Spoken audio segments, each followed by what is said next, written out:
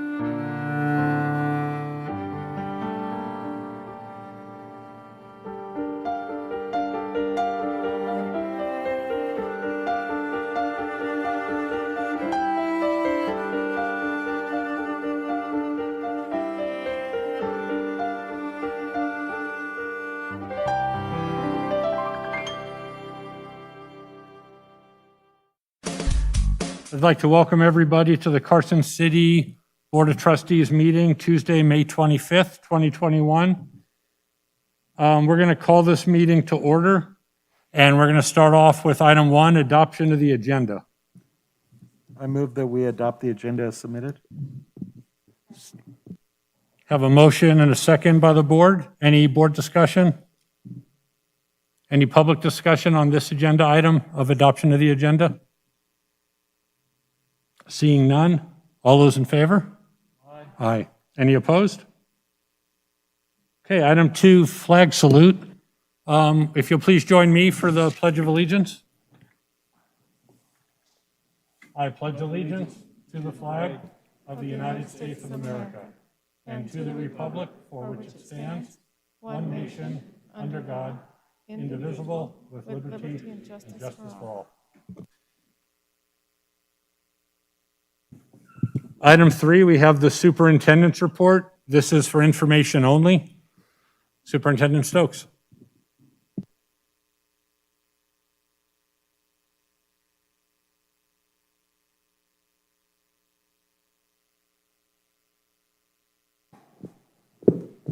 Thank you, Mr. President.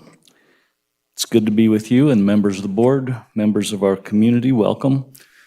I have a couple of items for you tonight. One, just a little bit of information.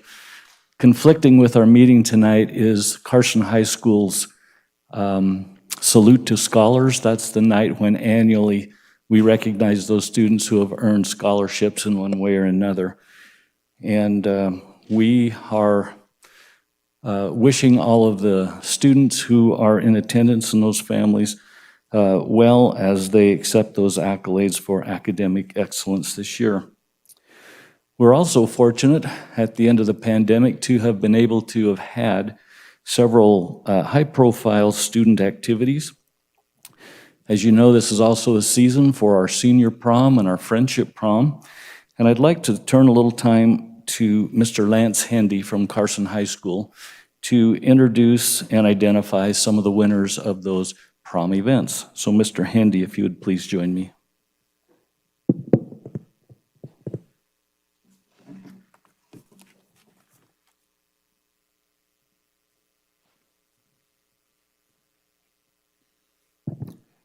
Thank you, Mr. Stokes. Thank you, board members. I would like to introduce by name only due to the fact that they are at scholarship night. The 2021 prom king, Isaiah Pando, and the 2021 prom queen, Cassandra Medina Torres.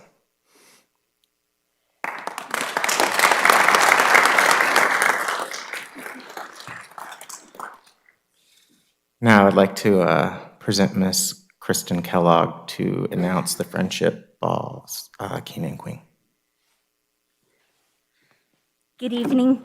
So I'd like to present our 2021 Friendship Prom King and Queen. Our queen is Miss Giselle Rodella Saldana, and our king is Mr. William Escalante. And they wanted to come and present themselves tonight.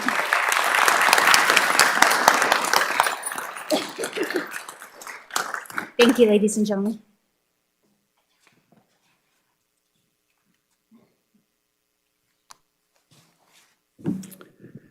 Thank you, staff members, and we congratulate the winners of our prom royalty. Next, I'd like to introduce Mr. Jeremy Lewis. He is representing Pioneer High, and he also will be introducing Pioneer High School's prom royalty. Mr. Lewis. Oh, Mr. Lewis is not here tonight, apparently. We will make that invitation another evening. I would also like to introduce to you Miss Sarah Wiggins, who is no stranger to this board. I don't know if Sarah is here tonight. She may also be at the Salute to Scholars, but we wanted to recognize Sarah and the work that she's done. As you know, Sarah has been our student body representative throughout the year, and even though it's been a pandemic year, Sarah has faithfully served in her role, and we appreciate having the opportunity to get to know Sarah, and we wish her well as she finishes out this year and goes on to her next academic activities. Next, I'd like to introduce to you Mrs. Cheryl Macy, who is our newly hired Director of Equity in Curriculum and Instruction. Ms. Macy, would you join me, please?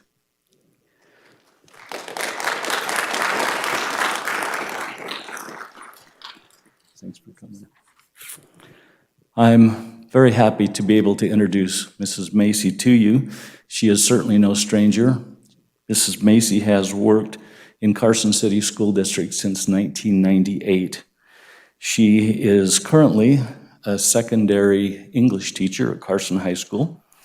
She has worked as an implementation specialist. She has been the Language Arts Department Chair at Carson High School. She has been a Dean of Students and also an elementary school vice principal. So she has a tremendous amount of experience in working in a variety of different ways.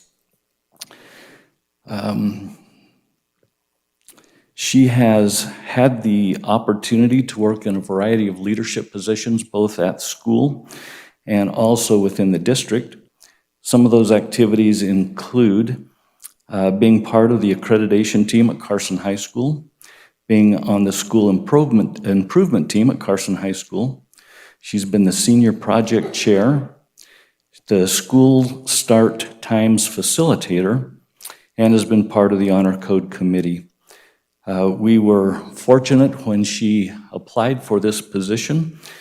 We interviewed several individuals for this job, and those who sat on our interview panel were Mrs. Tasha Fuson, Ricky Medina, Tanya Scott, Andrew Fueling, Jose Delphin, and myself.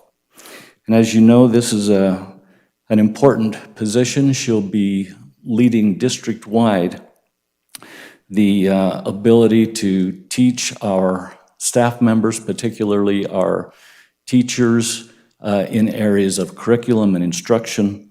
And Mrs. Macy is truly a highly regarded teacher in our district, and she brings with her not only her teaching experience, but really the experience of working at levels from kindergarten through grade 12. So we're excited to have her on board. She's brought with her her family. I'm going to turn the microphone over to Mrs. Macy, let her introduce her family members. Thank you, Mr. Stokes. President Cassiopo, members of the board, I'd just like to introduce my family.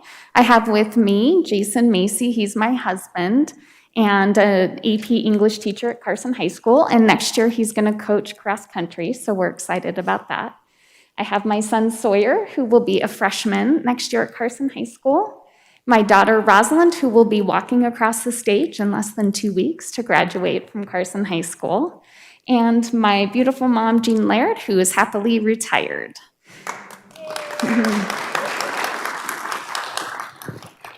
And I'd just like to take a moment to say I'm really excited about this opportunity. I'm very grateful to Mr. Stokes and his team for giving me this opportunity and for all of the many opportunities I've had over the last 20-some years to grow as a teacher and as a school leader. Thank you.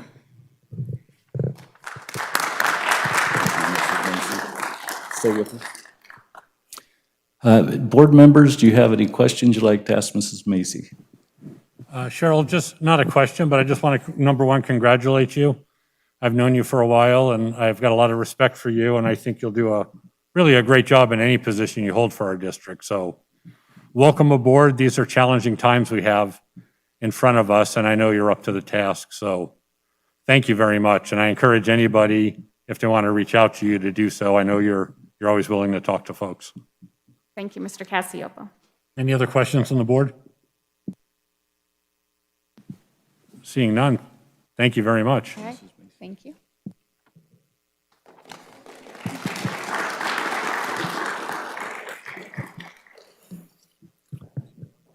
Mr. President and members of the board, I know we have members of the community that are here to speak to us tonight on some important topics, and I thought I might be able to share a district perspective in advance of those folks that will come up and speak to us tonight. And so with your permission, I have a prepared statement on both face masks and the school district's strategic plan, refresh plan. Starting with the face masks, the Center for Disease Control is recommending that schools continue COVID-19 prevention strategies for the 2020-2021 school year. Among other strategies, the CDC encourages schools to prioritize universal and correct usage of masks and social distancing. This recommendation represents the CDC's most recent statement, which was updated on May 15, 2021. The Carson City Health Department supports following the CDC recommendations. The CDC prevention strategies not only include the use of face masks and appropriate social distancing, but also recommends that citizens of the appropriate age category receive vaccinations against COVID-19. Carson City School District is following the CDC's recommendations for the remainder of the 2021 school year. Now regarding the school district's plan to refresh its strategic plan, it has never been the practice nor the intent of Carson City School District to promote the critical race theory or any other single political ideology over another. To do so would violate the board's own policy, number 209, controversial issues. On May 4th, 2021, the district held a meeting for citizens and school staff to discuss the upcoming efforts to refresh the district's strategic plan. Unfortunately, some have interpreted the work to refresh the existing strategic plan as an attempt to insert a controversial opinion or theory into our curriculum. A possible explanation for this misunderstanding could be due to the use of the word equity. At the May 4th Community PLC meeting, citizens referred to the meaning of the word equity as it is used in the document Critical Race Theory by Christopher F. Rufo, April 19, 2021. In educational conversations, use of the word equity is used when school staff works to provide additional resources to students in need. There is no hidden political agenda in this effort to assist students. These are those interested in obtaining a copy of the current strategic plan. Please visit the district's website at carsoncityschools.com. The original strategic plan document was created and approved by the Board of Trustees in the year 2012.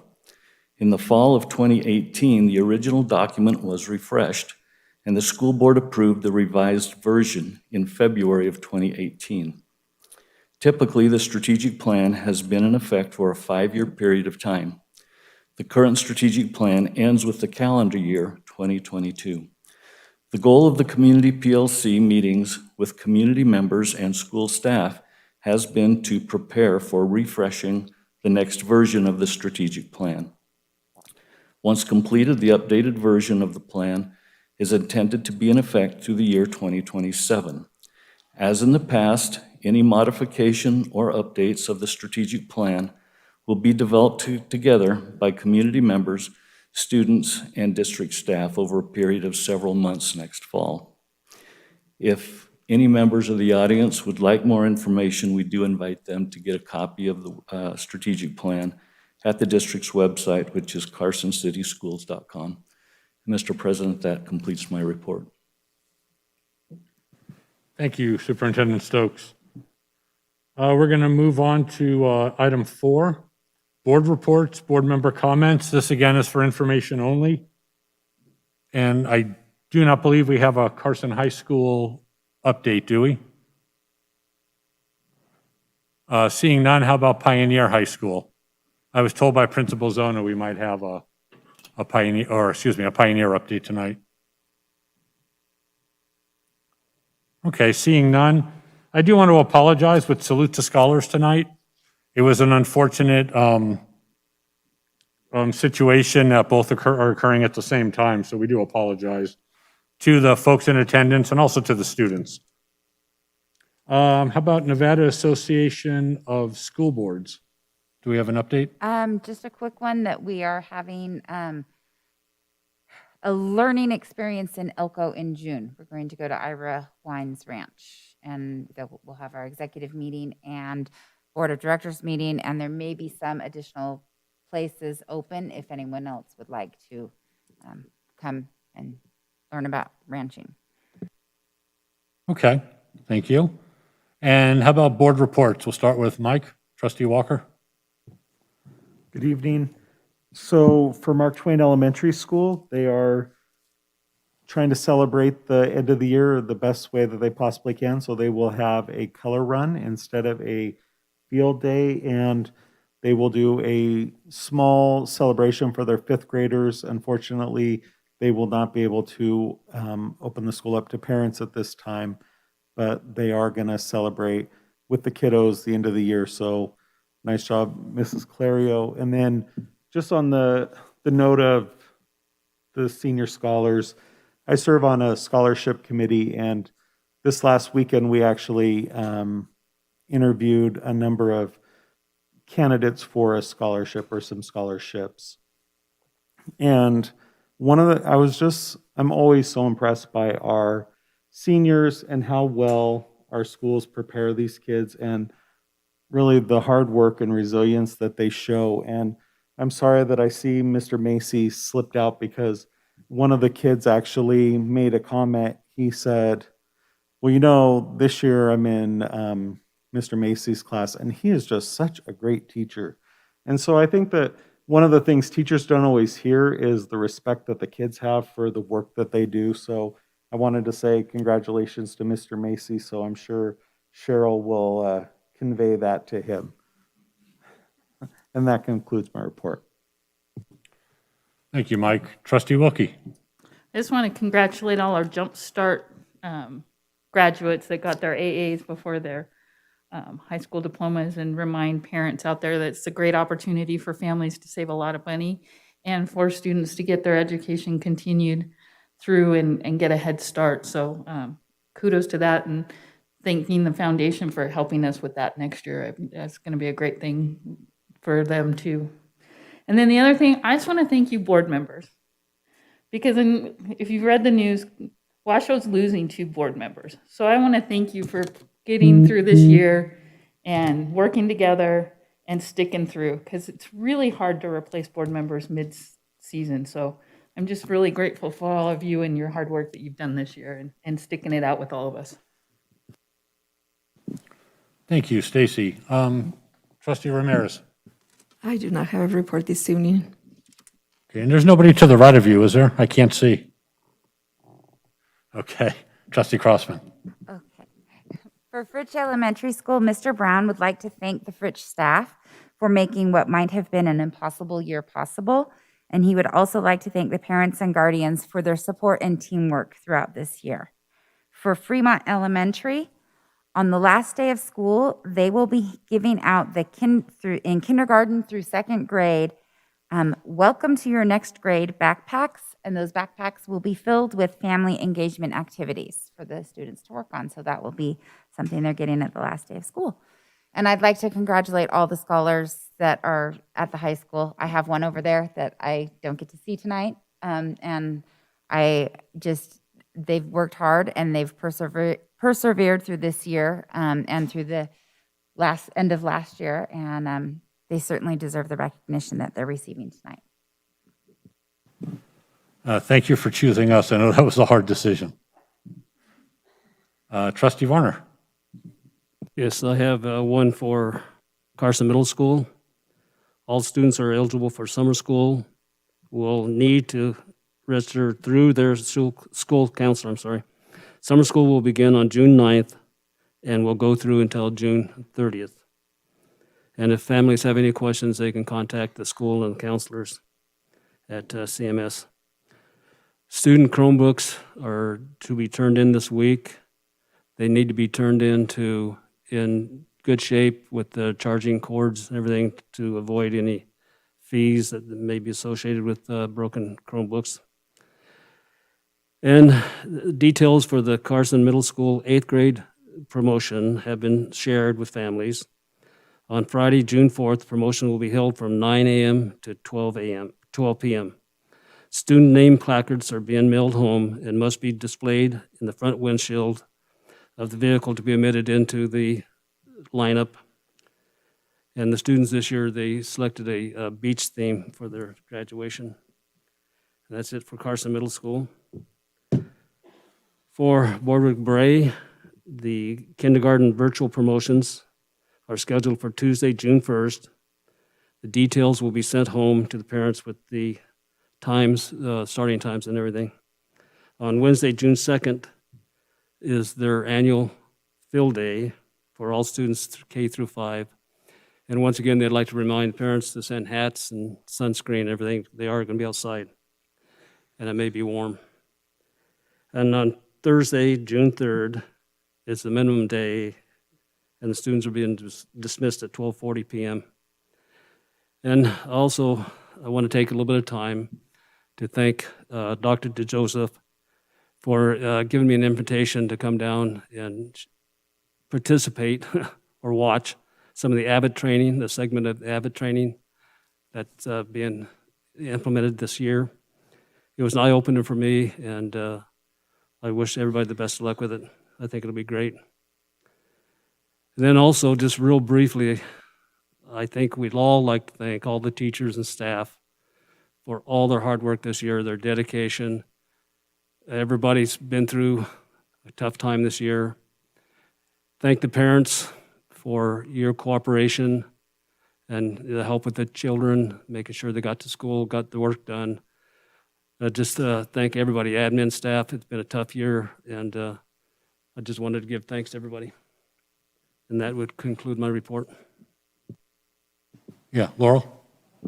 I just forgot to say this, so I'm going to just say, last week, Carson High School hosted the regional track trials and the regional finals. They also hosted the JV championships on Friday, so 3 track meets in 1 week. So I'd like to thank Coach Ann Britt and all of the coaching staff and volunteers who helped to put those on. And also Carson City Pool hosted, the Aquatic Center hosted regional swimming, preliminaries and finals on Friday and Saturday. So we are grateful for that partnership with the community and Parks and Rec to enable the student athletes to have competitions this year. Thank you. Last but not least. I do have some announcements for Pioneer High School. Trustee Principal Zona gave me 6 items. Pioneer High hosted a special visit from State Superintendent Joan Ebert on Friday, April 16th. She was able to visit most all their classrooms and took time to speak with the students and staff. She shared with Principal Zona that, quote, you've built an amazing home for students to learn. Every student I spoke to was happy to be there. Principal Zona wanted to say he was honored to have been able to represent Carson City and the school district. Item 2, this month, their senior spotlight falls on Angelina Marino. Angelina has been a student at Pioneer for nearly 4 years, with 2 of those years as a full-time online student. The online format has given Angelina the opportunity to complete her classes on her schedule, which helped give her greater motivation to be successful. She's even taken advantage of the opportunity to take extra online classes in business, which she plans to focus on when she attends college. Angelina is a great example of a student who's been able to find an alternative path of success through Pioneer High School.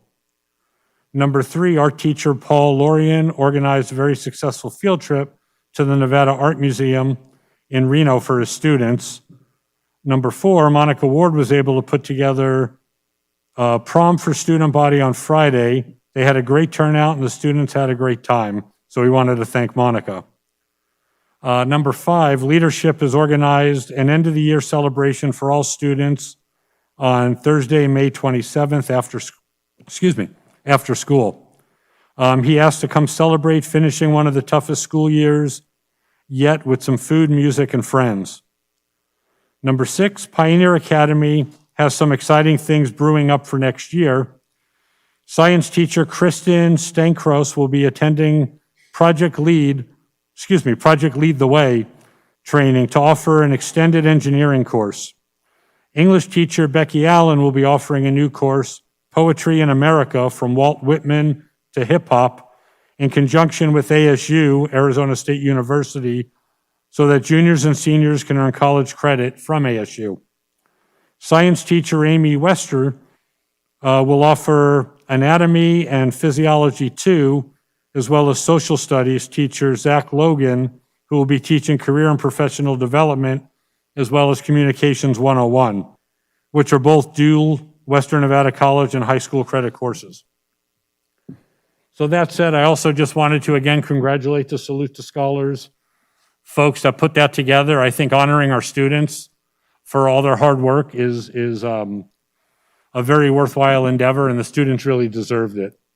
I want to thank Sarah Wiggins, who isn't here tonight. She's probably there, but she's been our student representative, and we've really appreciated her representation.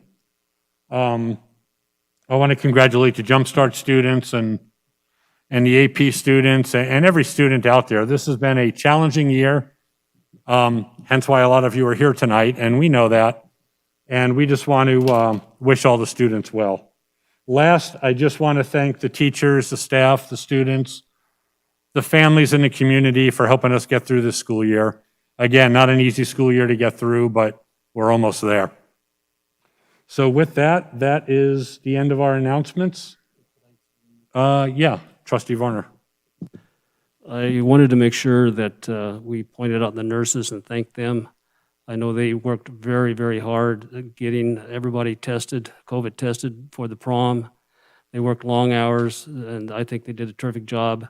So I want to make sure that they're not overlooked and give them a thank you. Thank you.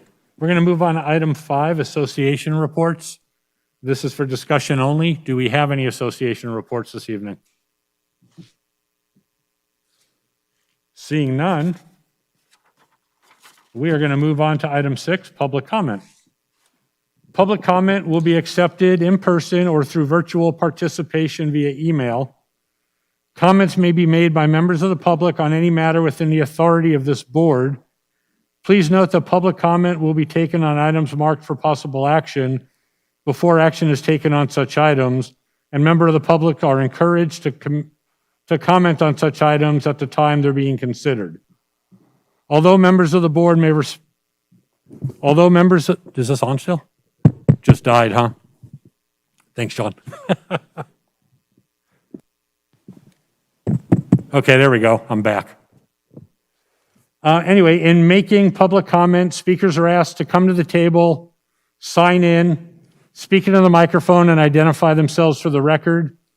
We ask that speakers limit their comments to no more than 3 minutes. We do have a lot of people that want to make comments, and to not just simply state what was stated with the speaker in front of you. We're very interested in hearing everybody's comments. We just want to absorb as much new information as we can.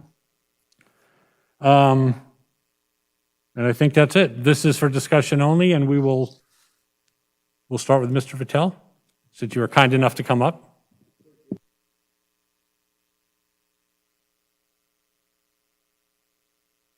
There. Okay. Sorry about that. Thanks, Joe. I appreciate you giving me a couple of minutes to talk. And Richard, I appreciate your comments regarding the paper that I sent you, and I appreciate the fact that you took the time to read it. My concern is simply this. We have a lot of new teachers coming into any school system. These teachers are coming out of the universities and they're being taught by a variety of different people. It appears like there's a lot of teaching in the universities that is teaching a lot of American history that is totally distorted. And I'm referring to, for example, the 1619 Project, which basically says that America was founded in 1619 when the first black slaves were brought into this country. And it was based upon the reason for the formation of the country was to protect slavery. And anybody who knows anything about American history at all knows there's nothing could be further from the truth. It's totally, completely wrong. Critical race theory is an offshoot of that, and fundamentally there are some buzzwords that we heard that we've seen that indicate that are used in critical race theory. Richard Stokes and the other folks have told us that the meaning of the word equity, for example, is used quite differently in the education circles rather than our concerns. So I'll take him at his word, and that's just fine. What I want to admonish this board to do is to be cautious and keep your eyes open for this kind of crap coming into our school system. We don't want our kids, we want our kids to grow up to respect America. They need to be taught the foibles. We've had problems. We had racial problems. We had slavery. We overcame it.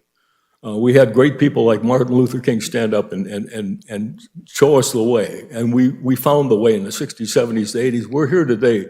Nothing could be further from the truth to say that this country is a racist country. It is not racist. And we don't want to teach our kids that it's racist. We want everybody to respect everybody, regardless of their race, creed, or color. And as long as you teach that, as long as everything is going that way, I have absolutely no qualms about it. And I think that's what you all want to do. I'm just asking you to be careful, be cautious, be observant. Keep your eyes open and watch out, because we sure don't want that kind of stuff coming into our school system. Thank you for your attention to my remarks. Appreciate it. Thank you, John.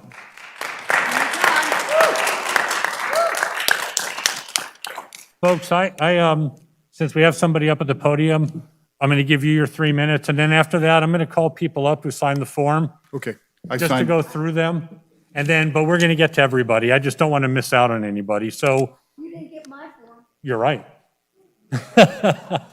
So what we can do is, as you come up, if you put your form on the table, we'll collect them. But I'm going to go ahead and read through these so we get these people covered as well. And then I did forget to mention, since it's limited to 3 minutes and we don't have a counter, we asked Mr. Ryan Russell if he could just give you guys kind of a 1-minute warning so we don't surprise you with time's up. So that being said, please, sir.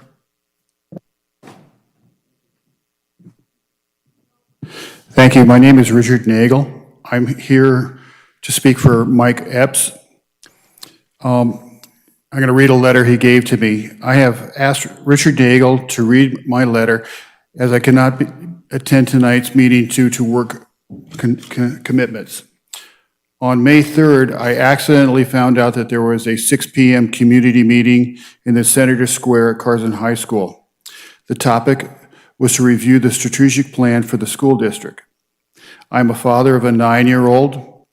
I often get communications from the school district about things that affect my child, such as their lunch menu on specific days.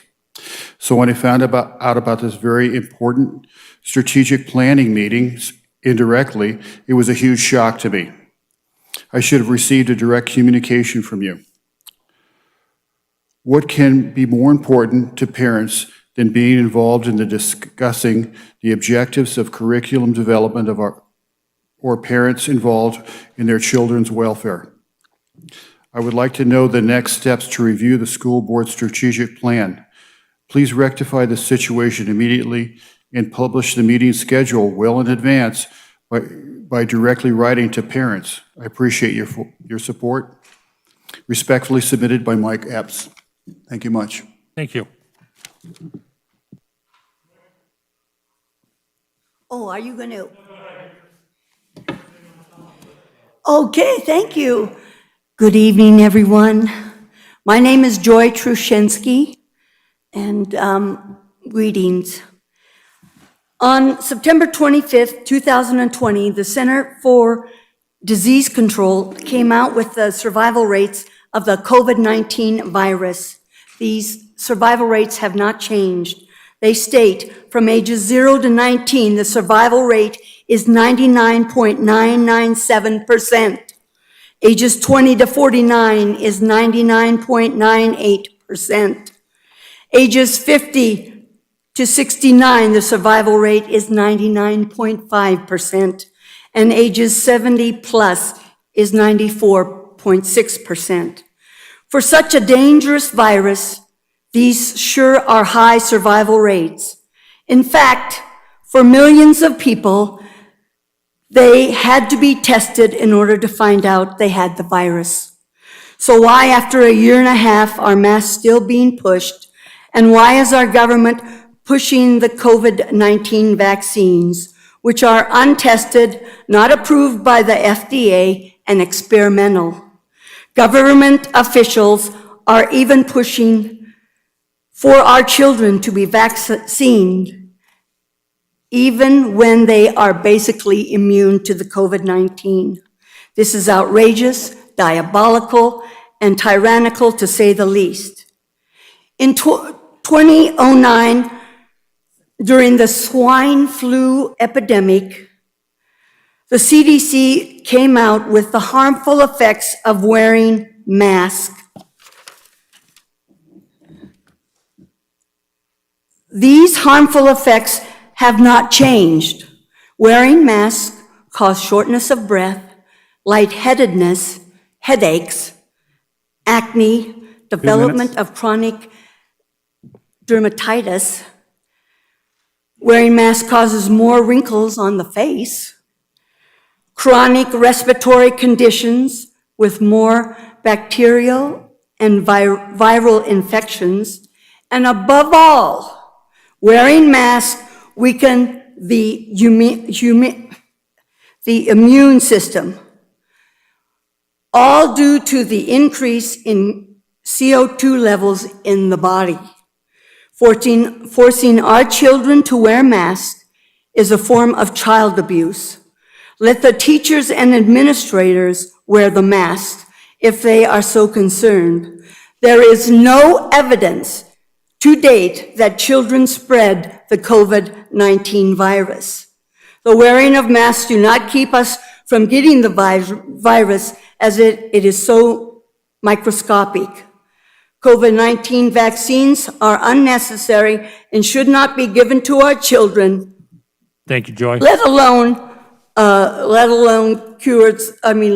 healthy adults. I want to say one more thing. Joy, we got to let everybody go through, but I would ask you that any additional comments you have, if you can submit them to the superintendent, and we'll make sure they get on the record. Okay, if you want more information though, contact America's Frontline Doctors. Thank you very much.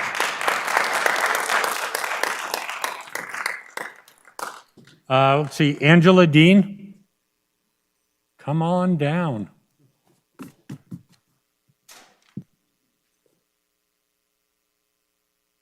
Good evening. Joy kind of hit on some of my stuff, so I'm sitting here trying to cross stuff out, but my name is Angela Dean. Good afternoon, good evening. I have a senior graduating this year from Carson High School, and I want to talk about the masks and how bad they are for our kids.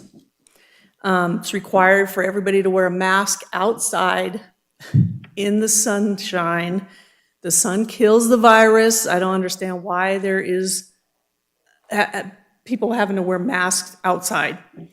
Mr. Stokes, I did want to thank you for your email back and clarifying some of that stuff that you said to me. But you do have to ask yourself, where is the CDC getting the information for this stuff? Their guidelines. There's no science proving masks or social distancing protect people from this virus. On the contrary, it has been proven that masks don't work. They cause hypoxia, a reduction in oxygen, which in turn inhibits the production of the type of primary immune cells that our body uses to fight viral infections. They give people, including my daughter, headaches and makes it hard for the students to concentrate. A study on the CDC website, which we reviewed 10 different randomized clinical trials worldwide, reviewing highly infectious respiratory virus transmission, found no significant reduction in transmission with the use of face masks. The World Health Organization states there is no evidence wearing a mask by a healthy person in a community setting can prevent infection with respiratory viruses, including COVID-19, and further concluded that universal community masking 2 minutes. is ineffective at preventing infection from respiratory viruses, including COVID-19. The WHO recommended against wearing medical masks as they may create a false sense of security against COVID-19, while it further went out of its way to reiterate that there is no evidence against or available on a mask's usefulness to protect non-sick persons. Repeated episodes of low oxygen known as intermittent hypoxia, also cause atherosclerosis, and hence increases all cardiovascular events such as heart attacks, as well as adverse cerebral events like stroke. In closing, I'd like to say, yes, there's a virus out there. It is a flu virus. However, the response to this virus, the lockdowns, the closing of the businesses and schools, ruining people's lives, making people wear masks and social distancing, has been worse for people than the virus itself. Angela, sorry, we hit 3 minutes. Oh, we had 3 minutes? Yeah. I just got like one sentence. There's- Real quick, and then I'll ask you for the rest of your comments to just forward to the Okay, superintendent. okay.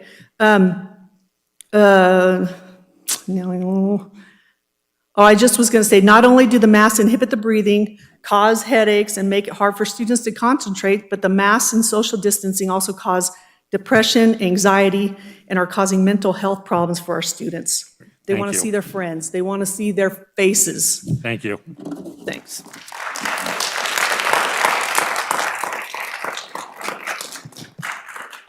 No, I do appreciate that. Thank you, Angela. Next is Karen Stevens.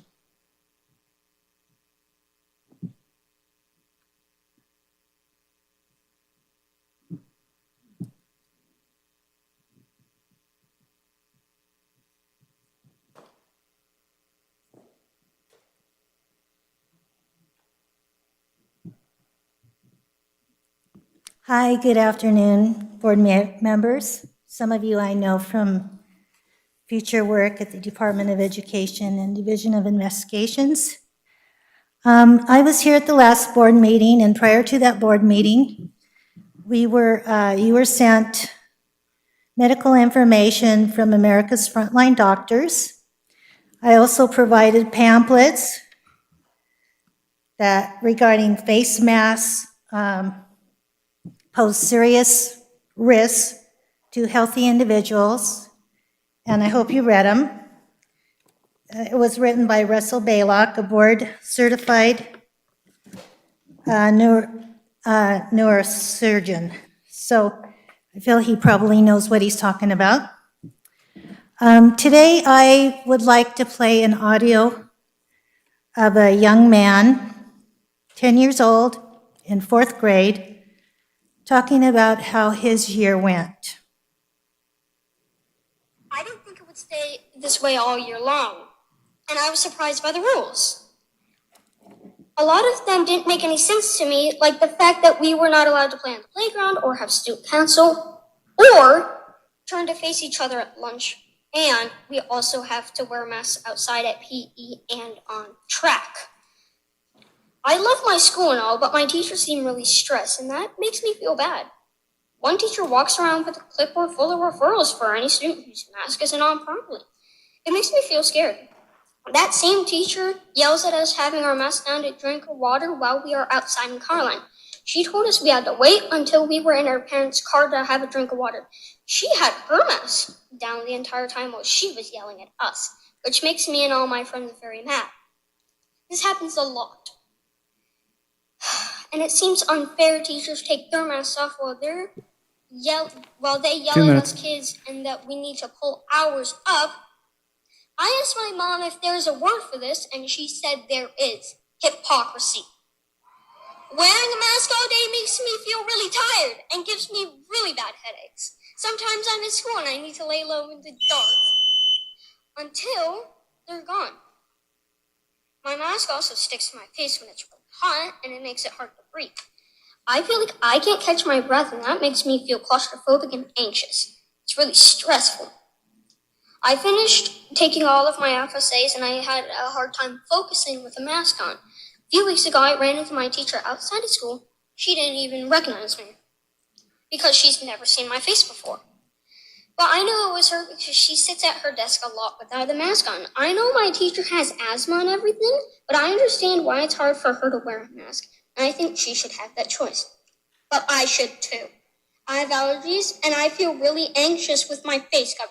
But Karen, not I'm sorry, allowed we a reached mask 3 like her. minutes. It seems unfair. It's almost All over. this seems unfair, and it doesn't make sense. Going to give you like I miss seeing 10 people's seconds. face. I miss the way things used to be. I'm scared they'll never go back to normal.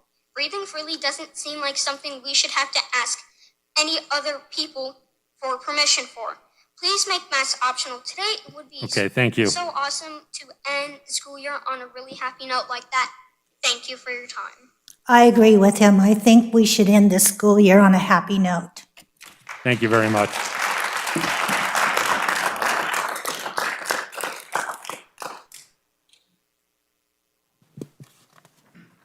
Okay, next we have Betsy Strasberg.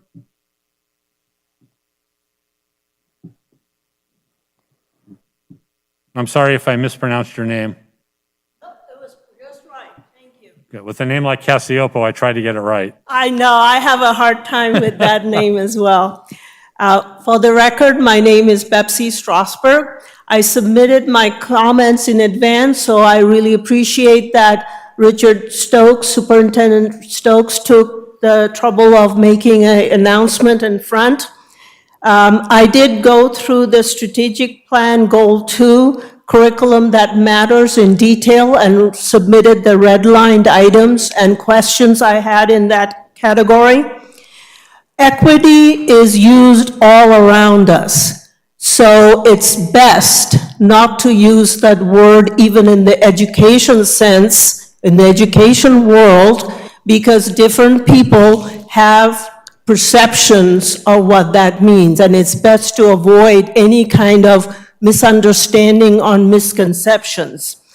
As I said, I read in my red line thing, the first thing I read was the objective, which said that provide the word equity in the objective. I think we can simply delete that word, provide all students with an opportunity to learn, and bring that in line with the school district's policy, stated policy of not to discriminate against anybody, as well as the mission, which says that in partnership with the community, we will make the most of every day for every student by empowering them with the skills, knowledge, values, and opportunities to thrive.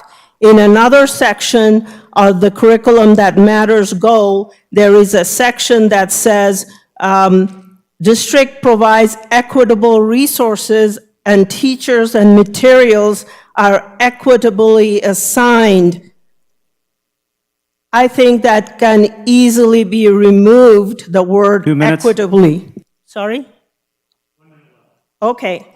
By saying that the district should provide sufficient resources in manpower and materials, and all learners achieve a high academic standard to be career ready. Simply going to college that doesn't lead to a career is not meaningful use of resources.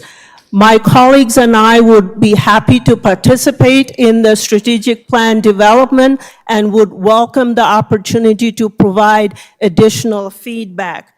I thank you for your time, and once again, please let us know in advance, because the last minute notification that we got indirectly was not very useful. So we'd like to get that notification in advance so we can come prepared to help you at the board and the district to develop a meaningful strategic plan for the next few years. Thank you for your time.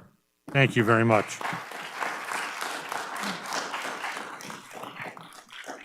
Next, we have Robert Harris.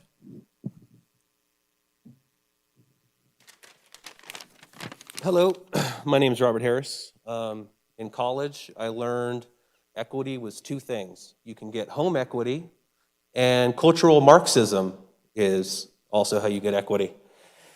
So I wanted to thank you for opening the schools when you did. Thank you for understanding and reacting to the tangible science out there and not the political science out there.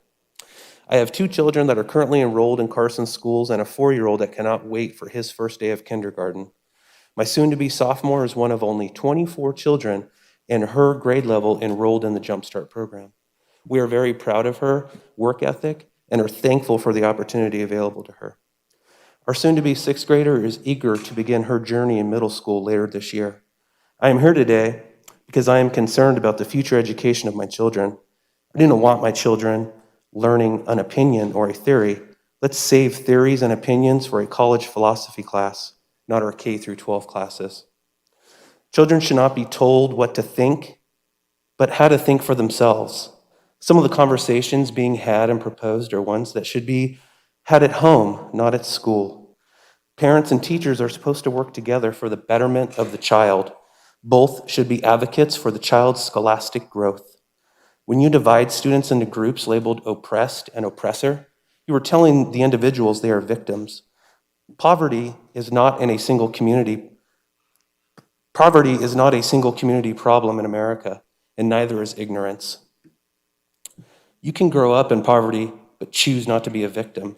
Take it from me. I grew up on welfare and understood my situation, but also accepted why we did not have simple luxuries like color TV or full bellies at bedtime.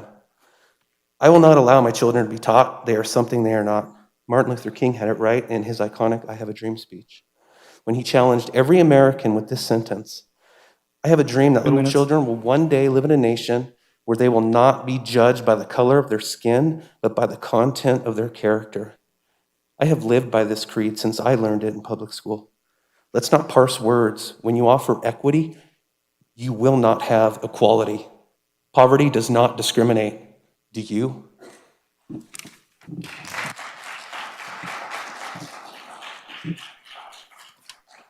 Thank you, Robert. Next, we have Maxine Neitz.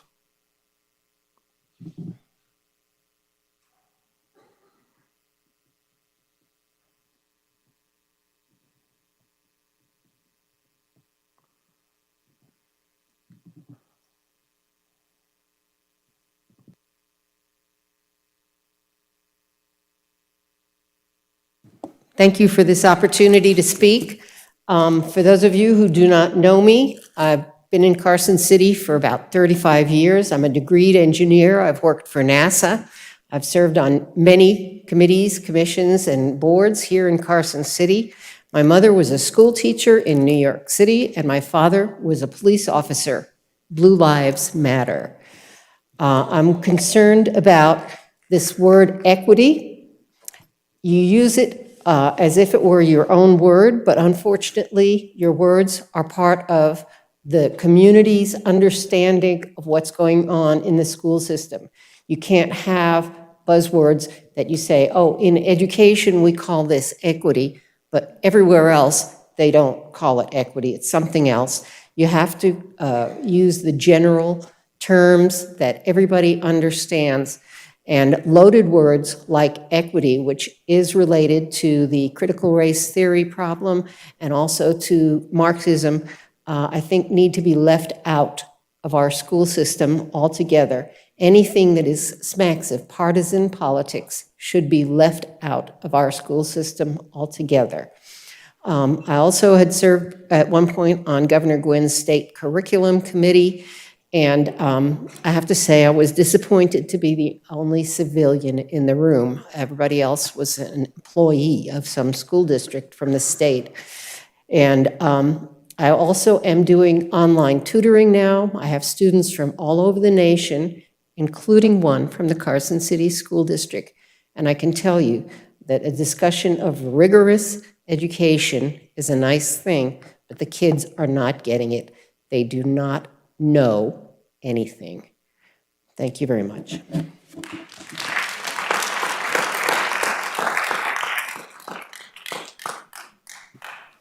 Thank you, Maxine.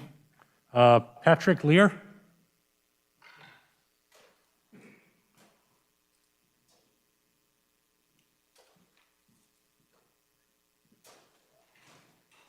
Thank you, Patrick Lear. So first I'd like to address the issue of the masks. I think a lot of people don't realize that viruses are 50 times smaller than bacteria. In fact, they're 1,000 times smaller than a human hair. They're so small they go right through masks. If you were trying to prevent flies to get onto your property, building a chain link fence would have the same effect as wearing a mask. Imposing that on students is unrealistic, it's useless, it puts their health at risk. It has no purpose other than showboating and giving the impression you're doing something.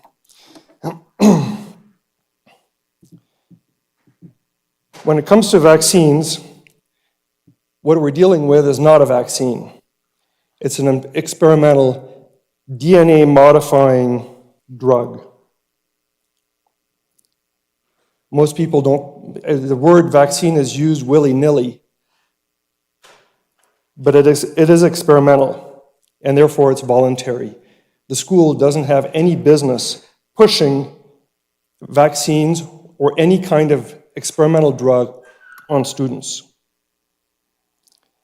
In fact, there was a lot of censorship about what this experimental drug is doing to people. Facebook has just been found to be removing people's comments for anyone who has a problem about this.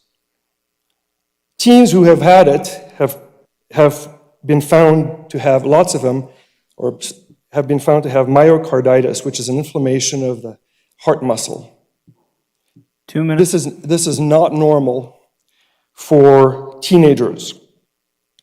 In fact, more people have died from this experimental jab in the last 5 months than all of the people who've had vaccines in the last 20 years. Of course, this is all being censored. Again, the school does not have business pushing this on students.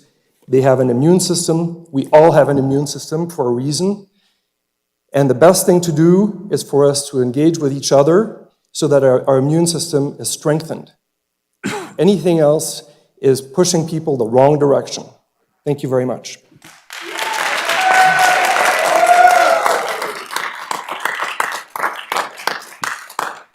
Thank you, Patrick.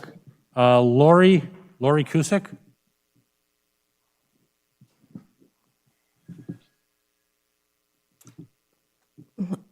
I kind of think this is more of something coming down, world control, and I think anyhow, I recorded something. I don't like to really talk in public, so I'll see if I can get it to start. And it's just going to start part of the way through, I think. Start off, things are not right, basically. Stillness.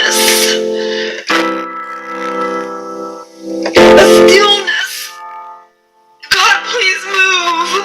God, please move.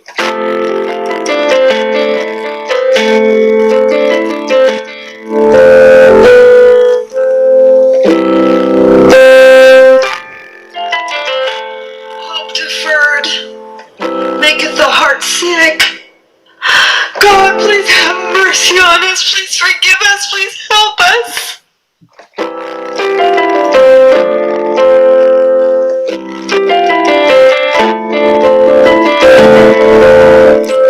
America was not built on socialism. She was not built on communism. She doesn't function well under those, or even a hint of those. Lord, restore all her freedom. Lord, restore her freedom, please. For your name's sake, a Christian nation, a nation born on the Word, from it we've gathered on the Word, and please move. Please move. For your name's sake, for everyone's sake, God. You're good, you're good. We're not, you are. I ask for mercy on us, Lord.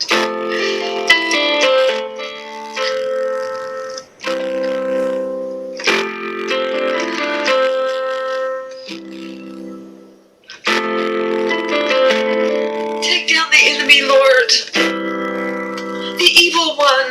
The evil one. Show your mighty power, God.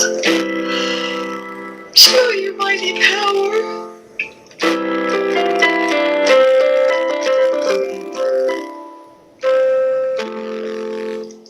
Please have mercy on America. Please help her. Please help her, God. Land of my birth.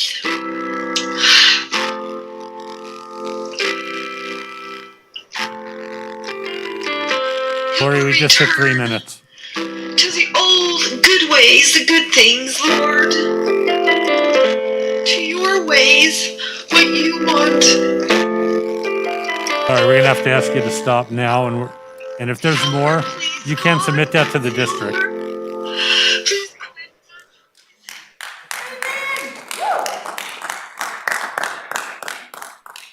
Thank you, Lori. I know it's hard to stop a video or an audio.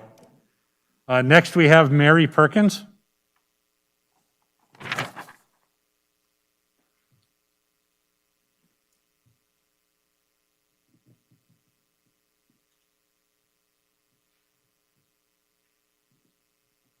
Good evening. Thank you. My name's Mary Perkins, and it has been brought up about the critical race theory today, the masks, and what we need to be teaching in our school district and emphasizing is the Constitution of the United States. I see you all sitting there. I don't know any of you personally, and I appreciate the roles that you have on this school board. However, I also see you sitting there looking back at me, all masked up, in a very funny way, because I sat in the audience while you were all getting ready and you didn't have your masks on then. So it's a contradiction about why you are wearing masks and making people wear masks. Because maybe you are 100% in belief that they work, but that's not what you show. Just like that kid in the school. You're separating kids. You're teaching kids that their constitutional rights can be suspended at the whim of who? What? There's no scientific evidence that this is happening. These kids have had mental issues. They've had social issues. And you're continuing to play this game till the end of this school year. What are we doing next school year? We need to emphasize the Constitution of the United States. Thank you.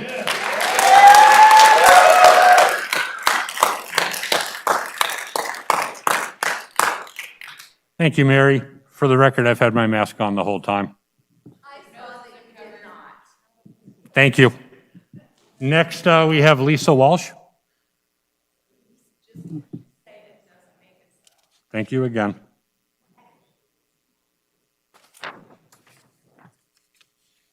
Hello, my name is Lisa Walsh. I didn't prepare a speech or anything, and I don't think that I could top anything that anybody here has said. I love history, and I hope that you teach history to our children. I'm against critical race theory, white privilege, anything racist, I'm against. I'm also, for me personally, I'm against the mask. If parents want their kids to wear masks, that's their right. But if parents don't want their kids to wear masks, they shouldn't be forced to wear masks. And I also saw some of you folks out wandering around without a mask. Thank you.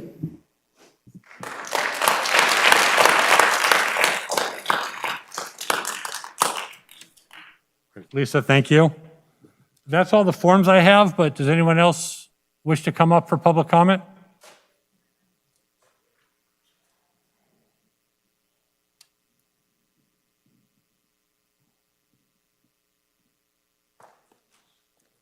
Again, I just asked that you state your name for the record. Yes, sir, Dawn Rickaba, and I'm returning this time just to say that I'm a registered nurse from a family of doctors and nurses, from my grandfather's generation. And fortunately, they were ahead of their time. And we were always taught to think ahead and freely. It's been, at the last meeting, I brought up the Stanford research article that, and I would like to reiterate, not only are the masks not effective, but they actually accentuate and make a person more susceptible to viral and bacterial infection, as well as decrease immunity of all types. It goes without saying that even the manufacturers of the therapeutic experiment say that it is gene therapy. They say it is actually on the packaging, not a vaccine. But because we call it a vaccine, it gets the immunity, they can get all the profits and whatever control comes from that without any of the liability. There's a reason that we haven't had mRNA vaccines, jabs, before this time, and that reason is because all of the animal studies ended in every single ferret dying before the end of the study. So what do we do? What do? We need an emergency use authorization, and we need to use humans as clinical lab rats. And that's what's happening. And there's evidence of health insurance and life insurance not covering any sort of claims that might arise because you chose to get an experimental therapy. So there's all sorts of deviousness in this, and I can't 2 minutes. imagine, how many am I at? Okay, yeah, so besides, I hope that we can dispense with that. I mean, let alone the passport idea. It's like, what happened to Nuremberg trials where we already been through this as a culture? Why are we going back to saying now we don't have medical, authority or sovereignty over our own bodies? We already covered this at the Nuremberg trials. And the masks, like I said, for kids, if we all want to sit up here and shorten our own lifespan, that's one thing. But for God's sake, please quit suffocating the children. Thank you.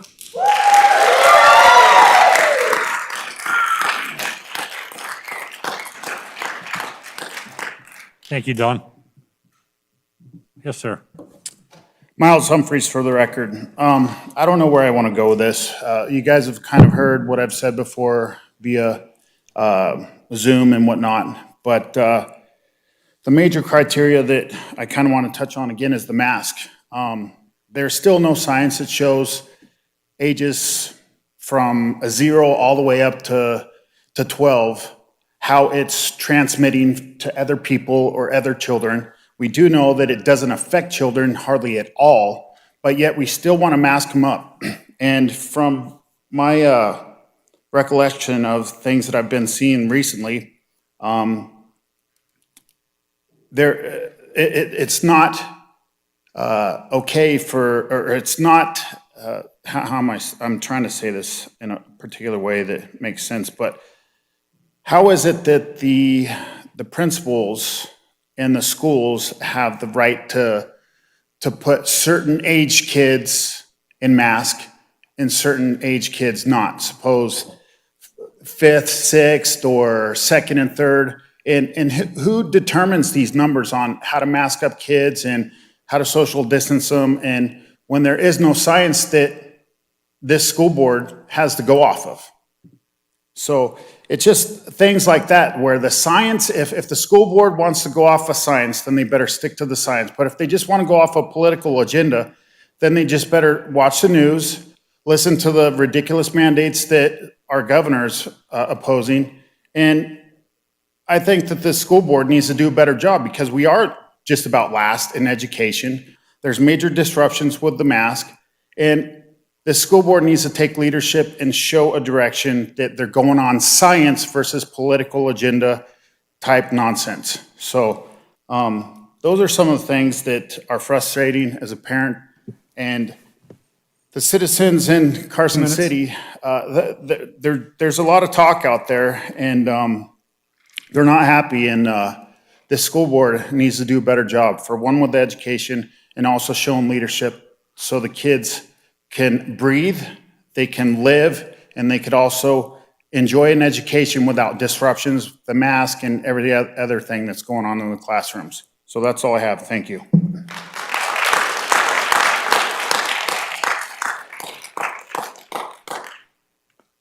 Thank you, Miles. Yes, sir. My name's Michael Morrissey. I'm with the Battle-Born Patriots, taking Nevada back. We recently tried to do a recall. We know how to do these recalls. We can recall anybody now. So keep that in mind when I ask you these questions. How many of you are getting paid to sit in front of us to do your jobs? Any of you? That's a question I want an answer, please. Do you get paid? Any of you get paid? All of you get paid to make these decisions for our kids and for our faculties and everything along that lines? Well, I think you should be fired. Each and every one of you should be fired or resign immediately because you do not belong in front of the public doing what you're doing. Do you know what's in the vaccine? Any of you? Any of you? Just raise your hand, like in a kid, in a school. Do you have any idea what's in a vaccine?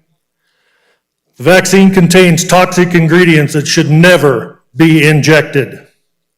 Aborted fetal cells, mercury, aluminum, E. coli, polysorbate 20, polysorbate 80, whatever the hell those are, animal parts, spermicides, insect cells, latex rubber, some I can't even pronounce, pig blood, detergent,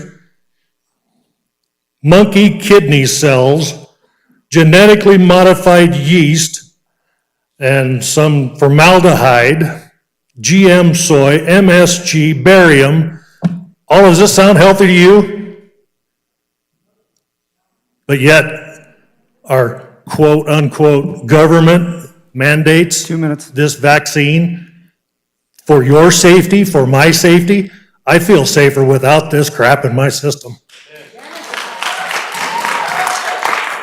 I recently saw a study today. I don't know who did it or what it's about, but there's a guy that discovered the, what is it called? The HIV virus. He discovered it. He seems to know a little bit about viruses.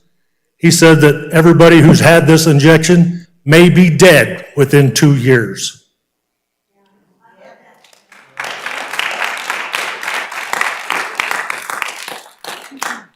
Thank you, Michael.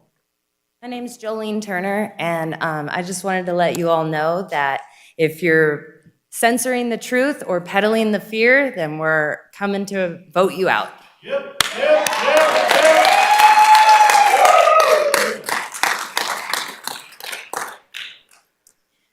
My name is Christy Manwaring. I've never done anything like this before, but what I've seen over the past year has been so scary.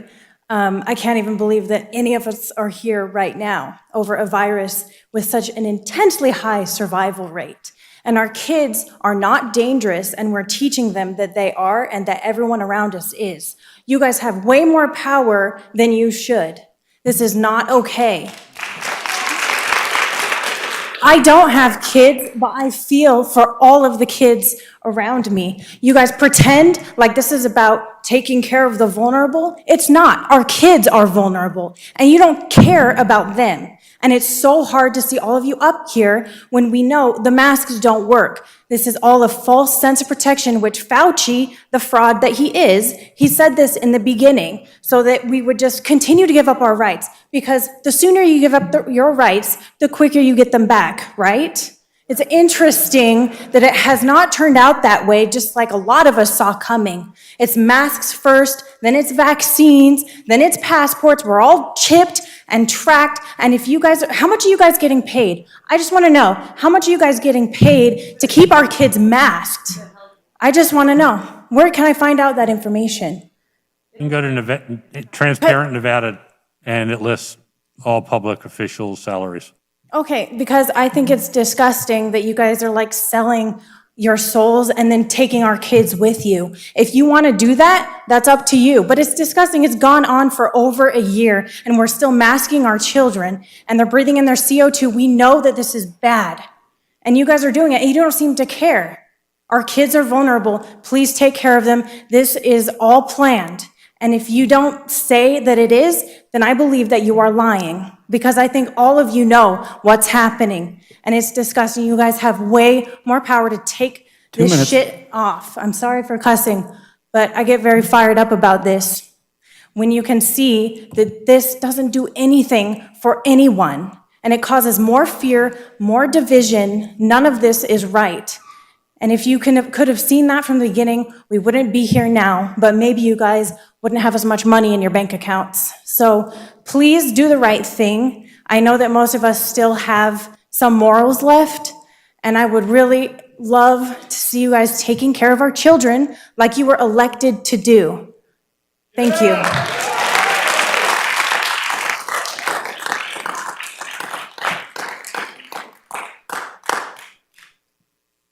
My name's Jim Groth, and I just wanted to say that in regards to critical race theory, I was here a couple weeks ago. I've read again and again and again the testimonials of critical race theory thinking, and that what is mostly said about it is we're not going to pay public dollars to teach children to hate their country, and that's from the critical race theory manual. I don't support that. If you believe in the vaccines, if you believe that the vaccines have done any good, that these chemicals that we put into our bodies are any good at all, why are you wearing masks? I would presume most of you have been vaccinated. Why are you wearing masks? There's only two classes of people who wear masks or people who have been vaccinated who really don't believe in the vaccine because they keep wearing masks, and then those of us who are not going to wear masks and not be vaccinated if we're not required to by any Gestapo mechanism. I'm not going to receive the vaccine, but I may be forced to at some point, I guess. But I don't understand how you're vaccinated but are wearing masks, and so you're saying it doesn't work. Thank you.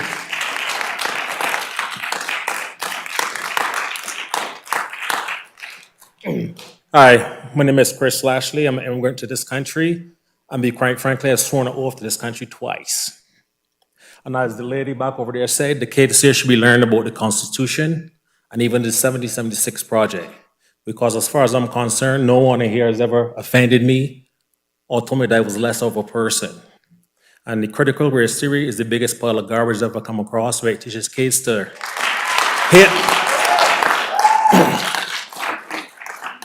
It teaches young boys and girls to hate themselves and to hate this country.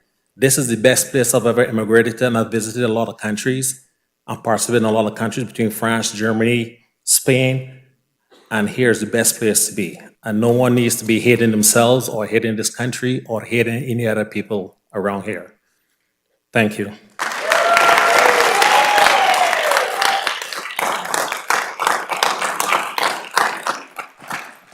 Thank you, Chris. Any additional public comment?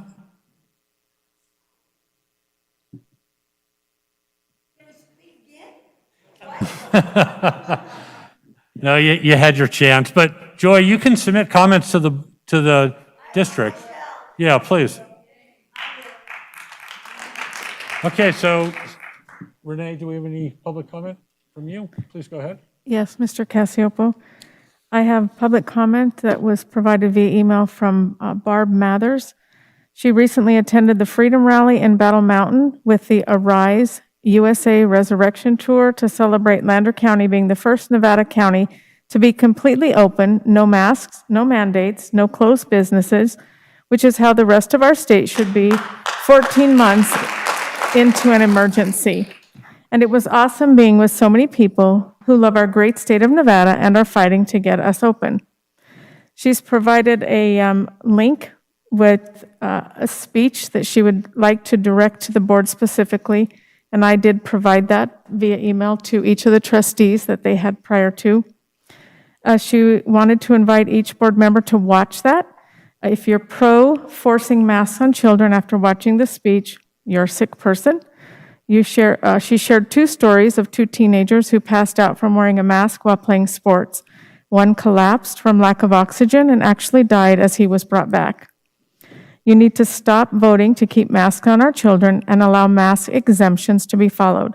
If people choose to wear a mask, that is up to them and their own health, but to force mask mandates on healthy individuals, especially children who know that wearing a mask causes more harm than help, you need to allow us the choice to not wear a mask. My children will not wear masks. I will not let them be at risk. Open us up, get rid of the mandates, and let our children live without fear.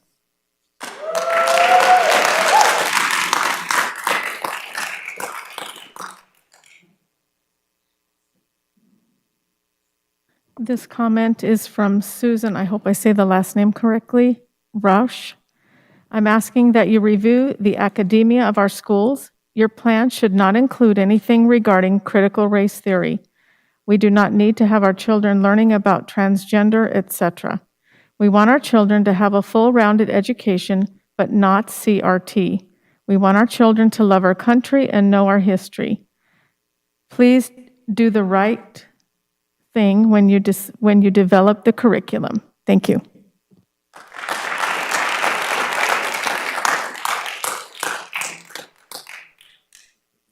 That's all I have, Mr. Casiopo.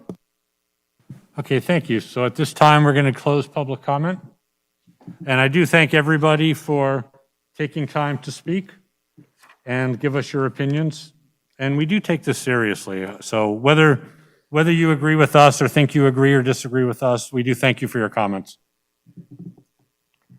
Item 7, we're going to move on to introduction of 2021 Carson City School District retirees and employees who are leaving the district after 10 years or more of service. And I believe we have Superintendent Stokes who's going to lead this topic.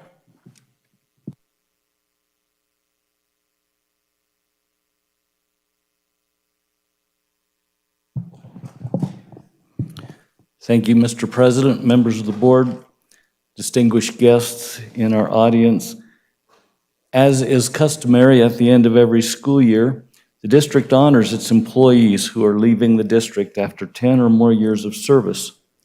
This year, 36 people from our employee groups are retiring or leaving the district and have completed at least 10 years or more of service. Each person on the list will receive a token of our appreciation from the school district. And it's my privilege to be able to introduce those individuals to you this evening.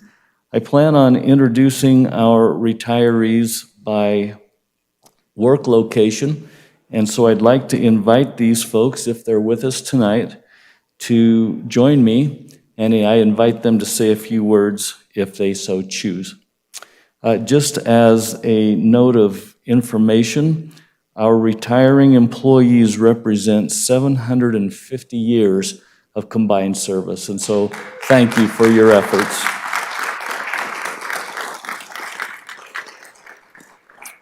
So again, if these folks could make their way to the front. From Carson High School, retiring this year is Mr. Joseph Arnault, ESL teacher. Mr. James Franz, American Government, Psychology, and Martial Arts teacher. Wendy McConnell was one of our cafeteria managers, and she passed away earlier this winter. David Maital, chemistry teacher, and Wendy Timms, special education. If these folks are here, please come forward.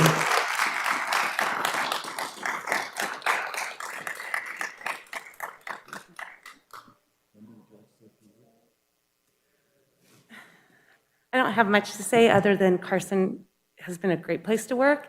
It's my 4th location I've worked at in my 28 years of teaching, and it is heartbreaking to leave my kids behind, but opportunity knocks, and I'm taking advantage of one. So thank you guys so much for being such a great school district for me to work for.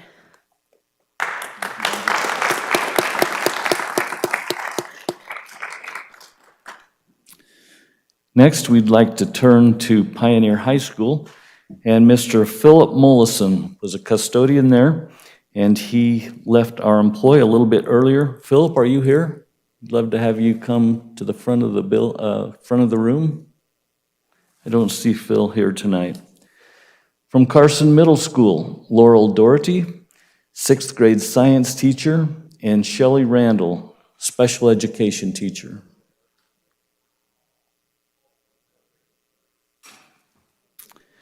We appreciate the work and the influence that these folks have had.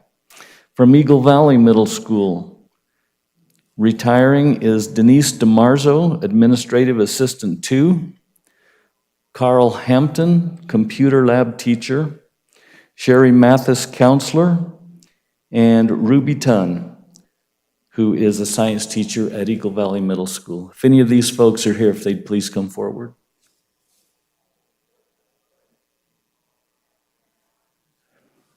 Again, these folks may be attending some of their former students or even children's activities at Carson High School tonight. From Bordewick Bray Elementary, leaving us this year is Lisa Hutchison, the principal, and Karen Klug, who is a special education parapro. If these individuals are here, would they please come forward? Gosh, we got some stuff to give away here too. From Empire Elementary, Susan Bond, cook baker.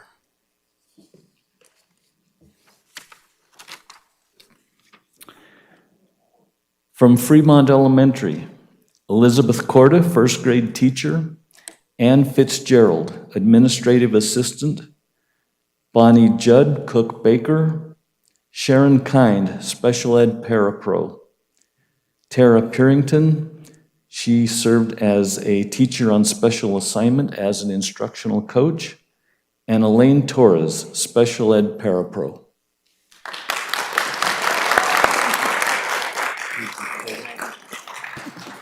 Yay, Elizabeth. I love this. So after 33 years in the district, I just want to say thank you for the great experience I've had. I've had so many great administrators, colleagues. I've met awesome parents that are just cheerleaders for their kids, and especially the kids. That's why I was always there. And this year's going to be hard. I had the best class, and I'm going to miss them so much, but I'm ready to move on. So thank you.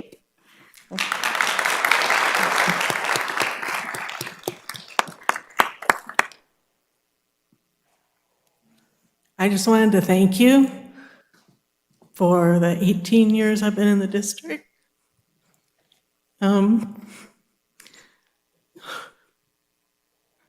To be able to provide for my children.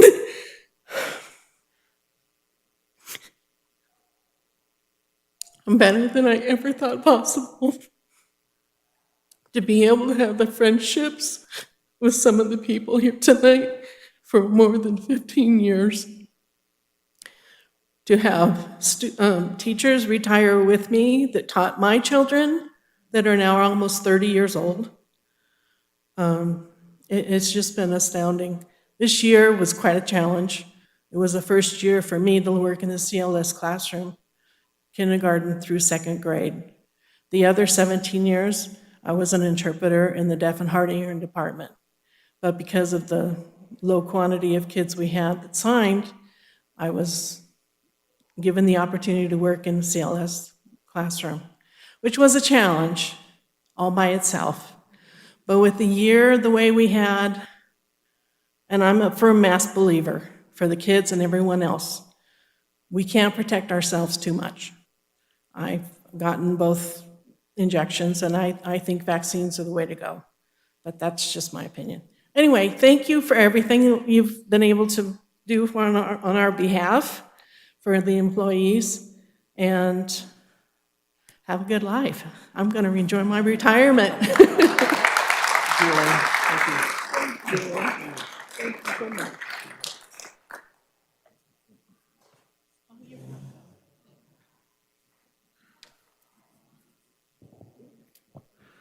From Fritch Elementary School, if I could have, if they are here in attendance, Jennifer Corelli come forward, former first grade teacher, Tanya Fontes, fifth grade teacher, Cecilia Jimenez, who was a custodian, and Nancy Perdere, second grade teacher. Please join me.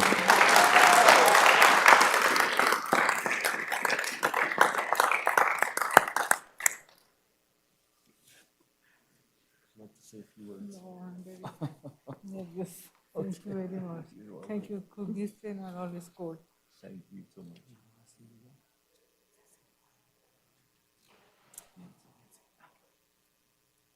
I will say a couple. So 31 years at Fritch, which I just can't believe it's been that long. I've had fabulous administrators, wonderful staff members, kids that keep me on my toes every single day. Never a dull moment, some a little more exciting than I would like. But it's just been wonderful. You put that all together, and my career has been something I've loved. So just thank you. And maybe on a side note, respect, empathy, understanding is important, and I appreciate the board for showing that tonight.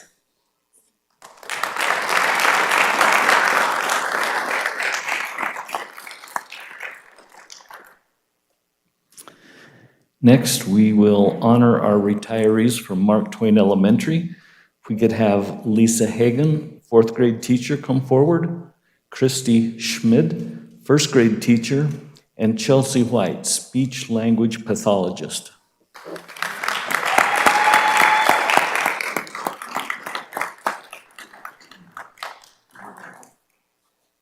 I just want to say thank you. It's been a good 32 years of teaching, and I have a newfound appreciation for you guys tonight. And thank you to Mr. Stokes and all of the wonderful people I've worked with throughout the years. So thank you very much.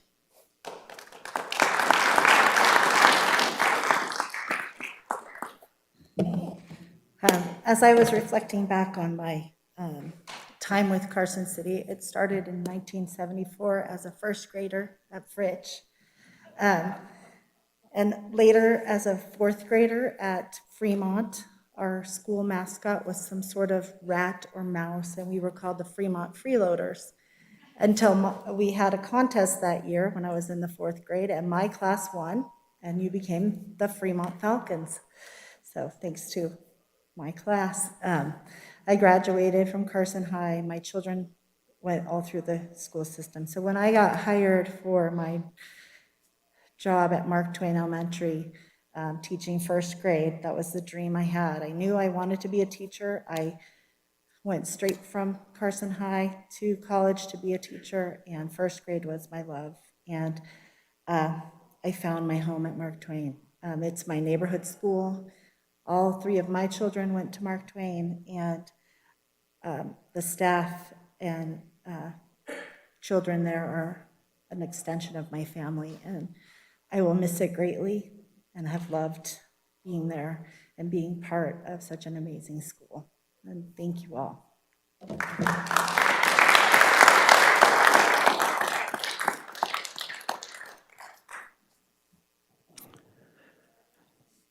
From Seeliger Elementary School, retiring this year, we have Cindy Dobson, who is our cafeteria manager. Ms. Dobson, are you here? From Student Support Services, Taya Drew, early childhood special education teacher, Deanne Foley, school nurse as an RN, Elizabeth Isaacs, speech language pathologist, and Valentina Midbow, adaptive PE education teacher.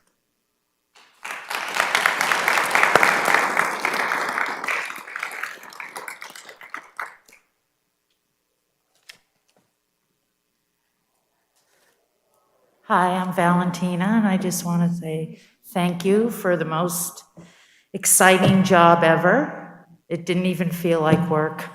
But now I've got to do the rest of my life and retire and have fun, so thanks.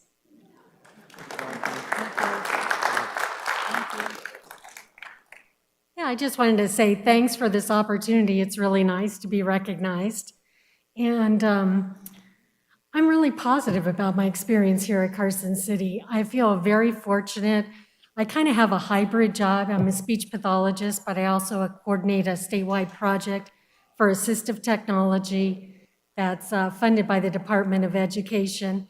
And the school district has been flexible enough to allow me to do that, pursue my dream, work with kids who have communication issues, but also advocate and collaborate with people statewide in order to have technology for kids with disabilities available and used and equal the playing field. I know we're not supposed to probably use that buzzword right now, but I feel it does kind of equal the playing field, and technology is definitely a piece of that.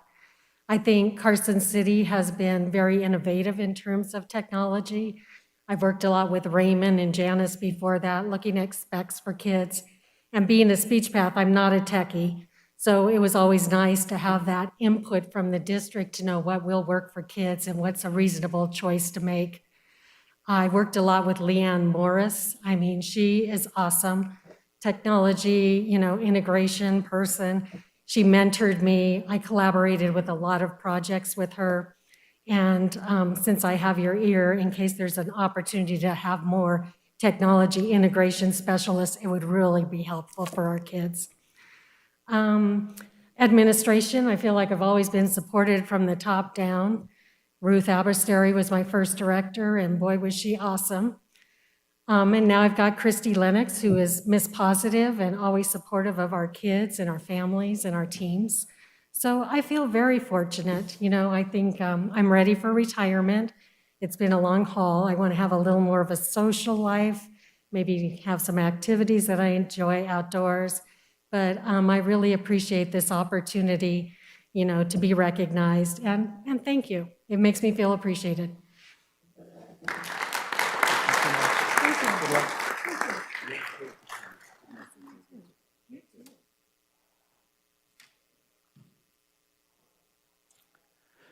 Next, from our Professional Development Center, we have Dr. Laura Austin, our former ESL director, and Margaret Peggy Sweetland, who is a teacher on special assignment overlooking and taking care of the needs of our students who are in transition.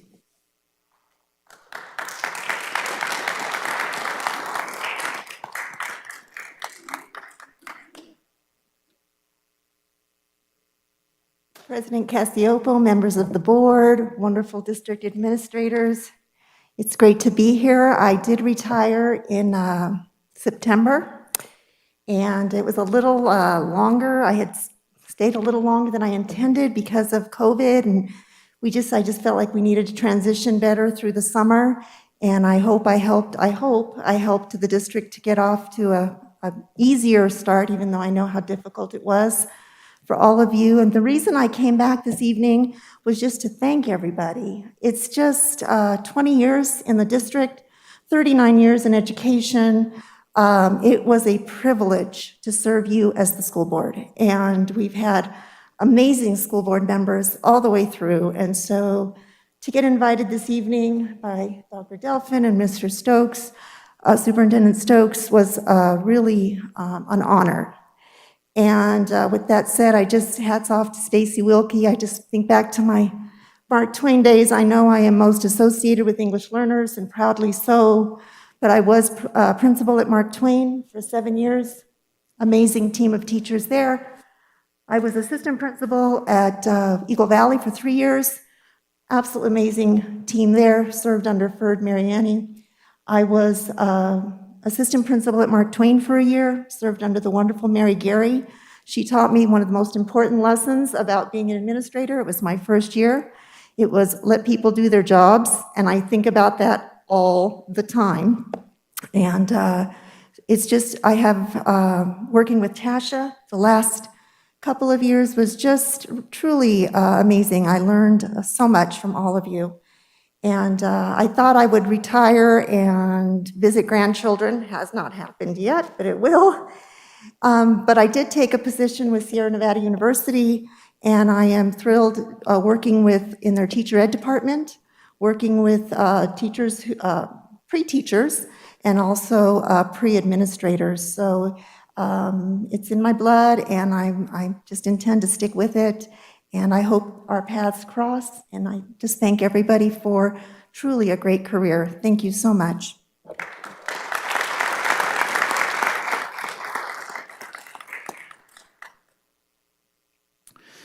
Our final department to be recognized tonight is our transportation department. And we have Sean Greenberg, who is a bus driver. And I'd like to invite Sean up if she's here. No one is moving, so I want to just add my thanks to the folks who came out tonight. These people are all friends. Many of them came to the school district the same time I did, and I've had wonderful working relationships with all of them. And I'm grateful for the time, the energy, the expertise, the dedication, the teaching that has been done. And I really want to say thank you to these folks and let them know how much they are appreciated. And with that, Mr. President, I'll turn the time back to you. Thank you, Superintendent Stokes. Yeah, I too just want to reiterate my thanks and congratulations to everybody that's retiring. It's always difficult to lose quality people. And those of you who came up tonight are just that, quality people, quality educators. And we wish you all the best that retirement has to offer. Unlike Laura, who still wants to work. No, but seriously, I think, every year we do this and it's tough to see everybody go. But I said this, I think, last meeting, we have some of the best teachers, administrators, and staff that I could ever think of having. And, I'm proud to be a part of the Carson City School District and the small part I play. And the part you all play is so much larger, and I really appreciate all that you've done for our students and our district. Any comments on the board? No, just congratulations on the retirements. I'm retired. It takes a little while to get used to, but you'll enjoy it. So just have a great remainder of your, well, I don't want to say working because you're not working anymore, but just the remainder of your time. Have a great time. I just want to thank everyone for their service and contributions to the school. I know many of you, and some of you have taught my children. And I apologize to those who weren't able to stick through this meeting until we could get to this agenda item. So congratulations and thanks to you as well. Okay, well, thank you again, everybody. And once again, congratulations. And as Trustee Varner said, retirement takes a little time to get used to. I'm not there yet, but I can tell you working takes a lot of time to get used to also. So best of luck to all of you. I wish you well.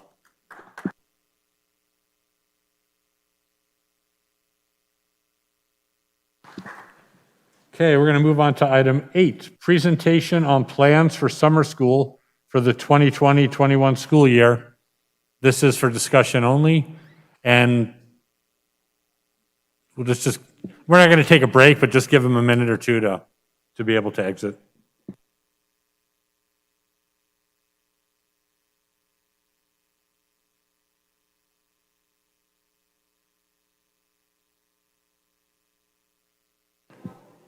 I think we're good anytime you're ready.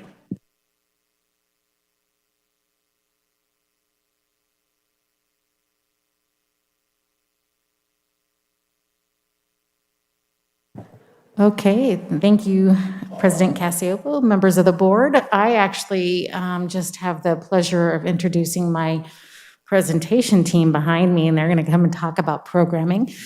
We did hire Carrie Pryor to be our summer school elementary administrator, so you all know Carrie. Yes.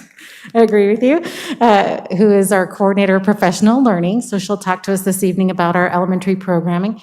I have Mary Ann Weaver with me as well. She's a dean of students at Carson High, and she's going to talk about our traditional summer school program for middle and high school in terms of credit recovery.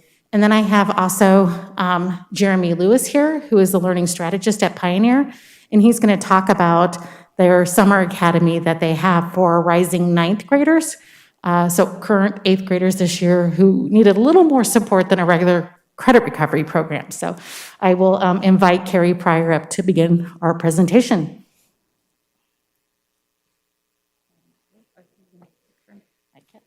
That's okay. We're good. So good evening. I'm Carrie Pryor for the record. And like Tatcha mentioned, I'm taking on the role as the summer school administrator for just elementary, along with my regular duties. So as you know, summer school will run June 9th through the 25th. It'll be 13 days total. I've themed it 13 Days in Paradise. So we're going to be really excited about that. Candy Ruff has helped me come up with a theme song for each day that my staff will get to keep them motivated. I truly have to give a big shout out to the 38 teachers, elementary teachers, that have agreed to continue their year after a long year, as we all know. They've continued to be dedicated staff members and really support our learners.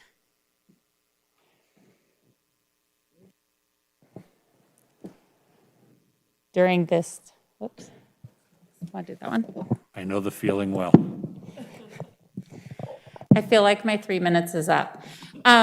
So anyway, as I was saying, it's when I took on the role, we had 18 teachers that had applied for the position. And I really want to thank our HR department in really helping me advertise and send it out and send out an email to our elementary staff asking for more applicants. And we ended up with 42 applicants, which was a great number. And we needed just 38. And so several people just said, Carrie, because of your email, I agreed to apply, but you can cut me from the list. So I just want to say again how dedicated our elementary staff has been. I just am so encouraged by the amount of hours and enthusiasm they continue to show. We'll have student contact time during those days from 8 to 12, and I'll show you a schedule here on the next slide. We are supporting learners from all 6 buildings, elementary buildings, but we'll only host at 4 sites, and you can see those up there. Empire will also host Fremont. Seeliger will host just Seeliger. Bordewick Bray will also host Fritch, and Mark Twain will just host Mark Twain. I do want to give a huge shout out. I have my list of thank yous, but besides AJ and Jessica and Valerie for figuring out how to make this work in the budget, and Tasha for her mentoring and support, as this is my first role as an administrator, I need to give a big thank you to the elementary principals who started the planning well in advance of me taking this on. And then I have to give the biggest shout out to Cherie Fletcher. I don't know how she does her job.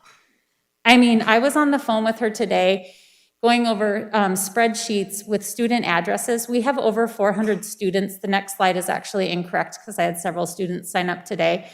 But we have over 400 students, and we have to bus the Fremont students, and you all know what the Fremont zoning area looks like. Get them to Empire, and then get them perhaps to the Boys and Girls Club or home. And she's rattling off these addresses like, I know where this is in Carson City. And she's like, okay, Carrie, here's what I think in this. And I'm like, I have no idea. I don't live in Carson. But she's amazing and great, and I am just super impressed. So if you see her out and about, tell her I will sing her praises for the rest of my life, because what she's trying to figure out how to get these 400 students safely to these elementary schools is amazing. Some additional information. When I made the PowerPoint on Sunday, we had 397 elementary students enrolled. Today, as of today, we have 411. So we're just over 400, which I think is a great number. You can see the totals by sites.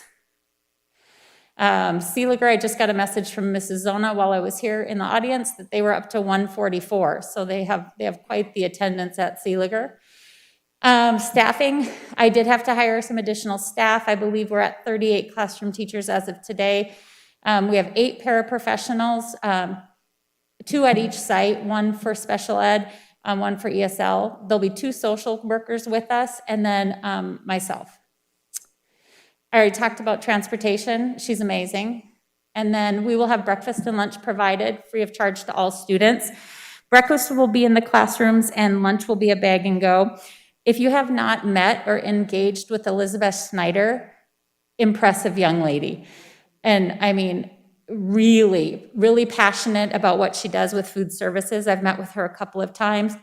The other thing is, not everybody who's in education understands the role of a teacher and the need to maximize our time. And the way in which she talked to me about dropping off breakfast and lunch and making it so fast and flexible for our teachers, she got that I needed to maximize the minutes and that I can't have my teachers having to walk down and get this. And she's like, just tell me where to drop it. For example, in Bordewick, we're all in the West Pod. And she's like, my staff will drop it right there. It'll be outside their rooms. So amazing people, again, in Carson City. I do want to point out we do have a lead at each of our sites. Pauletta Brill will be the lead at Mark Twain. Mike Maiello will be the lead at Empire. Tara Horneman Sakalarius will be the lead at Saliger. And Brian Peterson will be the lead at Bordewick Bray. They will be the support for the staff on site when I can't be there. We've made a schedule. I'll start at one site every morning. Of course, there will be a lead at every site, and then our social workers will start at different sites so that we have coverage so that as our families drop off, we'll make sure that all students get to their classrooms safely. And then we do have one other offering at the elementary schools. Because we do have 2 sites that are under our 21st Century grants, we will offer enrichment at Bordewick and at Empire. And then I do want to give a very big shout out to our curriculum team. Lacey Carey, Pam Copperthwaite, Mimi Laughlin, Dr. Carolyn Cook, and Marla Churchill. They all put together training for our elementary summer school staff that's asynchronous, done at your own pace, and we had a training last night at PDC in person to support the curriculum and the needs of our students. And so this is what our schedule will look like at elementary. The students will have drop-off between 7:45 and 8 with morning supervision. And you can see that they'll have breakfast in their classroom, and the day will end with a grab-and-go lunch.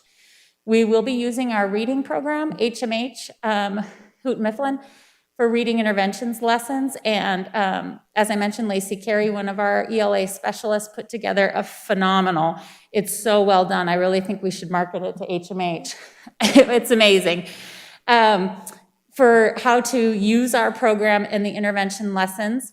And then the primary math focus is going to be on number sense. We looked at the MAP data and really dug deep into that data and decided that that's where we really needed to focus. And so Mimi and Carolyn developed lessons around that and ideas, and that's what the training was on last night. And then the intermediate training will come up a week from tonight, and it will focus on fractions. And as many of you know, our intermediate students struggle with that number sense and fractions. So with that, I think we're gonna have questions at the end, right? Yep. Perfect. I'm gonna send it over to Mary Ann. Thank you. For the record, my name is Mary Ann Weaver. I'm Dean of Students at Carson High School and Summer School Coordinator for middle school and high school. We're all going to, both middle schools will be brought to the high school as well as the high school students attending. We will be in the High Tech Center from June 9th to the 30th. It's 16 days. We run from 7:30 to 2:30. We do have a lunch break, 10:45 to 11:10. And then we have scattered breaks, and those breaks are for the high school. The middle school will have different breaks so that not everybody's out at the same time. We too have, I worked with Elizabeth today. She's fabulous. I just want to echo. We'll have breakfast dropped off between 7 and 7:15 so that the kids can have breakfast before school starts. Lunch will also be provided and dropped off no later than 10:30, 10:45, so our kids have the opportunity to have lunch there as well. I just wanted to make a note the difference that teachers make in summer school. I have done summer school for 21 years, and I started as a teacher in the classroom. And prior to Tasha coming and asking, what do you need for summer school to be a success? I said, I need staffing. Prior to that, in 2015, we had a 47% completion rate, which was the best that we had prior to that point.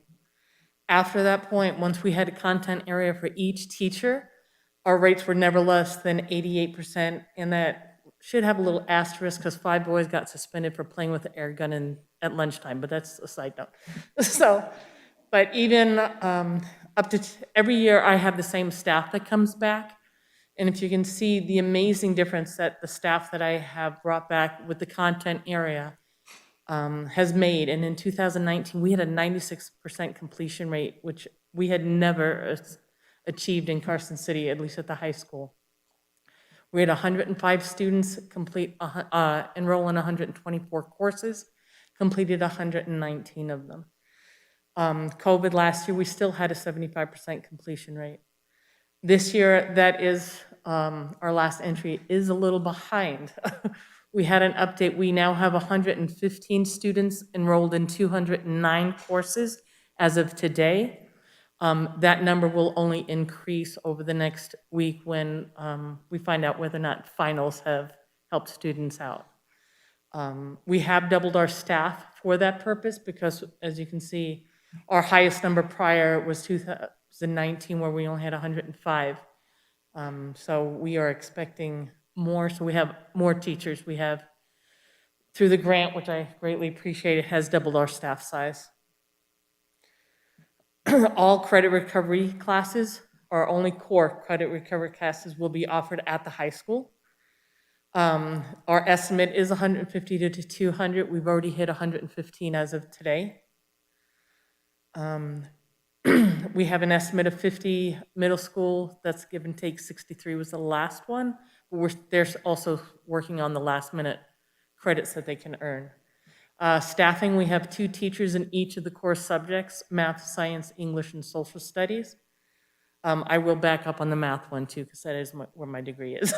So, and that tends to be the heavy course loads. Middle school, we have 2 English, 2 math. That is updated. We now also have 2 additional teachers. So we'll have 6 middle school staff. Additionally, we do have special ed and ELL paraprofessionals, and we have SSW, school social workers, on campus as well for the entire 16 days. Transportation will be done for both pickup and drop-off for all of our students. All of the students from the middle school, Pioneer, and high school will be on the same buses, and they will be dropped off for us and then sent to Pioneer. Breakfast and lunch is free of charge for all students. Just got to make sure they get there. And that's about it for me.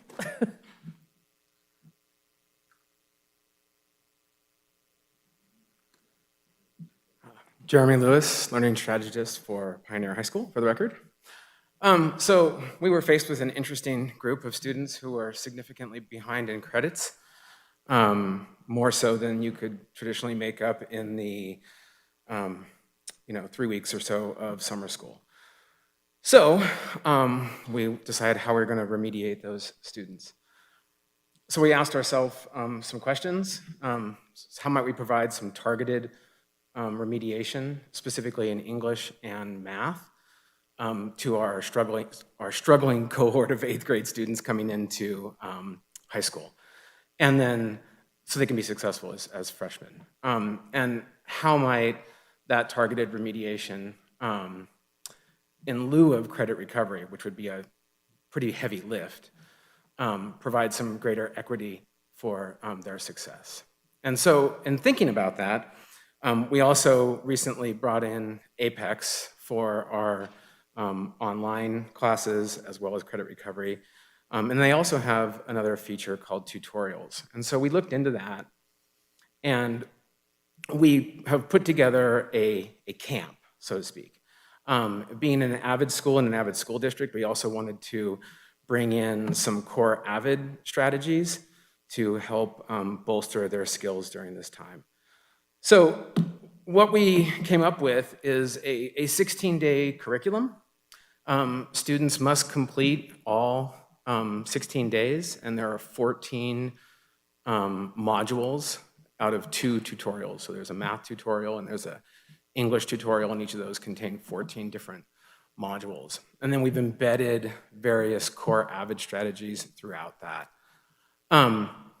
Each of these modules will pre-test a student, and these are relatively short modules, so they're designed to be somewhere in the neighborhood of an hour to an hour and a half. So each module will pre-test a student, and then if they have certain deficits, it may take them further back than that grade level module is currently set at.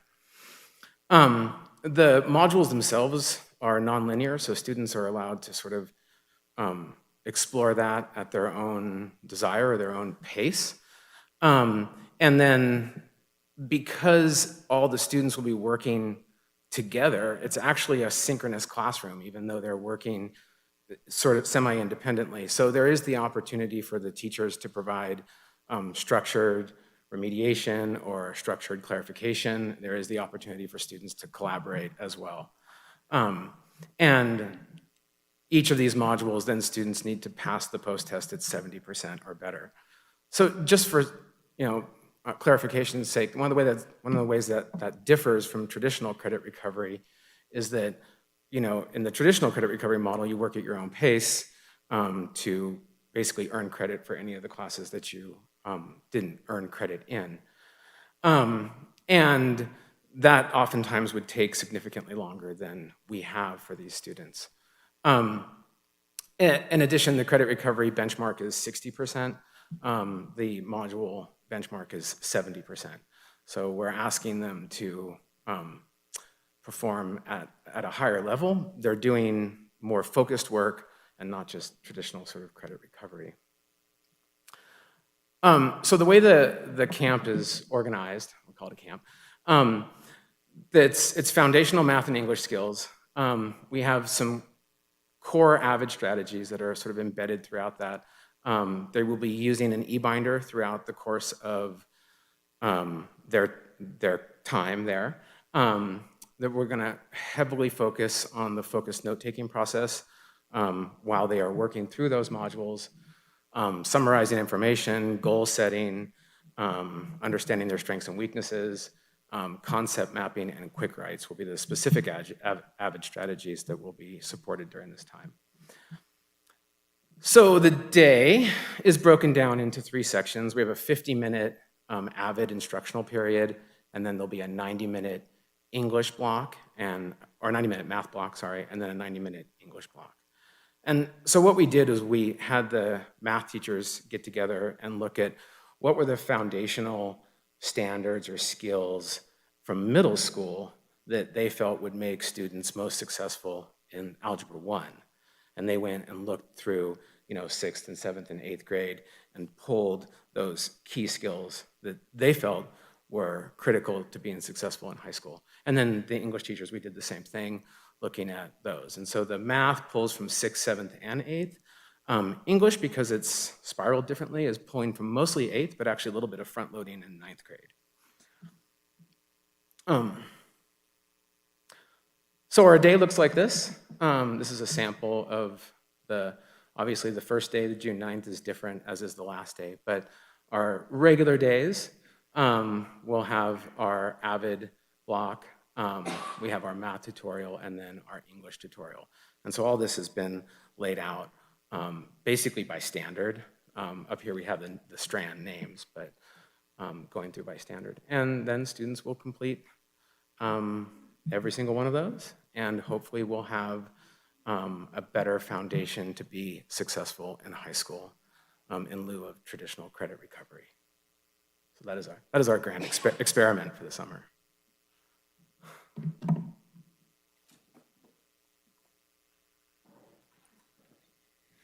Thank you. Tasha Fuson again for the record. So first off, I just want to thank these incredible educators behind me, because I want you to know they all have full-time jobs with our district. And in addition to their full-time normal jobs, they've been working really hard on putting together these summer programs for our community and our students. So that is just amazing work. And what I really wanted to point out is how much work is being done really to focus on curriculum and what the students are going to be learning. Not just, come in and we're going to, throw some books in front of you, which is not a bad thing per se, but we're trying to be much more strategic and really honing in on the skill gaps that the students have acquired throughout the year, and making sure that we're trying to set them up for success next year. Even in our traditional summer school programming at Carson High School, for the middle and high school, currently speaking, our curriculum coordinators are working on customizing the courses that the students are taking so that they can hone in on the essential standards, and we can try to help our students work smarter, not harder, to try to recoup the credits, make it more achievable for them, while making sure that they have those essential knowledge that they need to be successful the following year. So again, I just want to point out that there's a lot of work that's being done. I have the dream team behind me working on all these amazing opportunities for our students. Again, I just want to reiterate how amazing the Carson High School teachers, or not Carson High School, Carson City School District teachers have been, because I was amazed that we were actually able to get enough educators at Carson High, at the middle schools, both middle schools, at Pioneer, and at all of our elementaries to run these programs. So we all thought after this very challenging year that we've had, that we would probably not be able to get enough staff, honestly, to work. I think the state thought so, because in the learning loss bill that came out, one of the things said is, well, prioritize in-district staff, and then if you have to, go look for retirees and other people in the community, et cetera. I think everyone was kind of anticipating that, but our staff in this district has really stepped up and has agreed to come in and really extend those opportunities for our kids. So I'm just grateful to all of our educators as well. So any questions from the board to any of our presenters? Mike, go ahead. So I was just going to say to Carrie that I was going to ask Joe to put on a future agenda for us to approve the song list that you are proposing. Yeah. Okay. Nice job, everyone. You can join in the festivities from afar, right? Unfortunately, I'll be overseeing my own summer school Right, program. yes. Lupe? Can we give them a big round of applause? This is tremendous, tremendous. Good job. Thank you for what you guys are doing. This is amazing. This is exactly what our students need. And just on the side note, we are doing the same thing at WNC for the Latino Leadership Academy students, because they are, nervous and they're skeptical about their transition to college. And so we feel the need to do exactly what, or not exactly, but a very similar activity or sessions that we're offering them to prepare them for college. And so thank you. I appreciate what you guys are doing for these students so much. Thank you. I think it sounds like a wonderful program. I was wondering if we have EL students attending summer school, do we need any EL teachers, or do we have some already scheduled?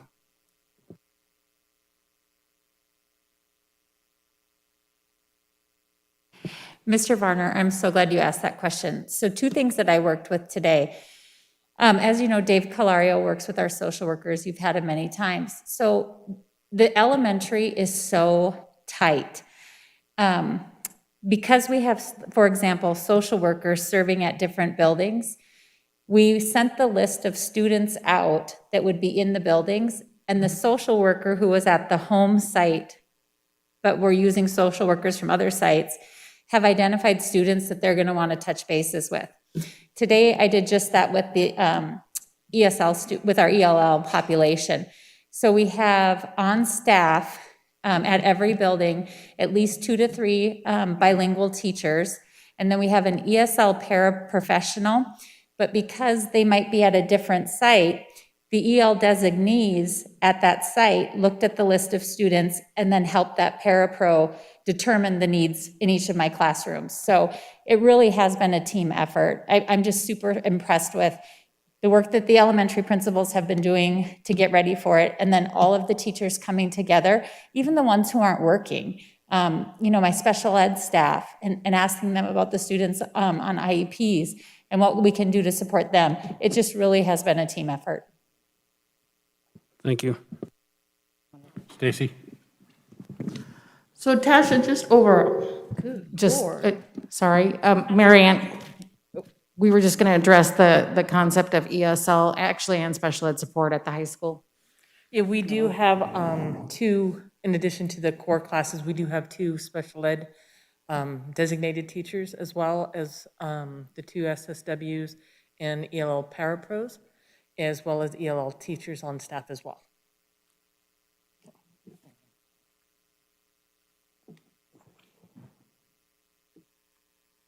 Stacy, did you have? I will try again. Go ahead. Are our numbers up this year? The numbers of students participating in summer programming? Yes. In past years, we have had elementary summer programming in the past, but it's not consistent. Quite often, our students will participate in programming through like the Boys and Girls Club or some of our community partners. But in this particular year, yes, I think, as Gary said, we're up to over 400 students. And at Carson High School, they're looking at potentially doubling. They're expecting double the amount of students would be in a normal summer school. And I can tell you for Pioneer, they're probably 4 times the number of students they would typically have in their summer program. So it's a substantially larger program than we've run in the past. And what's the deadline for parents to decide whether they're going to send theirs or not to summer school? So we actually had a deadline in elementary as of last Friday, but that was because we needed to have set staff and be able to let staff know if they were going to work. However, at this point in time, if there is vacancies or not vacancies, if there's openings in different classrooms, we can take late enrollments. For the middle school and high schools, both of the middle school, our secondary students, we don't have a cutoff date until, I believe it's the end of next week. And we also always intend or plan for late enrollments. We often, in the secondary world, will get a substantial number of students on the first day of summer school that walk in, and we always serve them. We do try to get the numbers specifically for transportation and nutrition services. That's why it was very important to actually have a registration deadline, although it's a loose deadline, but that way we could give Cherie the enrollment so that she could figure out the bus routes, and we could give Elizabeth the numbers so that they could plan for breakfast and lunch. But we do accommodate late enrollments as we can, space available. Okay. And then Jeremy, I'm just excited to see that the AVID program is still going.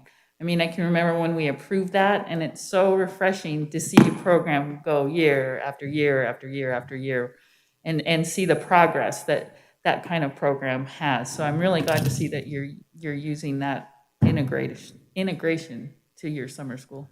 Well, I think it's as important as the actual content standards themselves. We need to teach our students how to learn and how to be self-sufficient. And that goes beyond just teaching them the core concepts or the core standards within the curriculum. So AVID is nothing new, but it's packaged very nicely and it works really well. So I'm a fan. As a board member I'm not a fan of a lot of things, but I'm a fan of that. As a board member who spent a lot of money voting for it, I'm excited that we're still using it. I can also, I just want to give you a little bit more background, because the reason why we separated out the students, your typical rising ninth graders, those who are only maybe half a credit to a credit shy, were given the opportunity to go the normal credit recovery route. And as Jeremy stated, those who were significantly credit deficient, instead we routed to Pioneer. State law does allow us to write intervention plans for those students as long as we're remediating their very specific areas of deficit. And that is so that we can hopefully help those students again get prepared for high school and lower the number of retentions in middle school.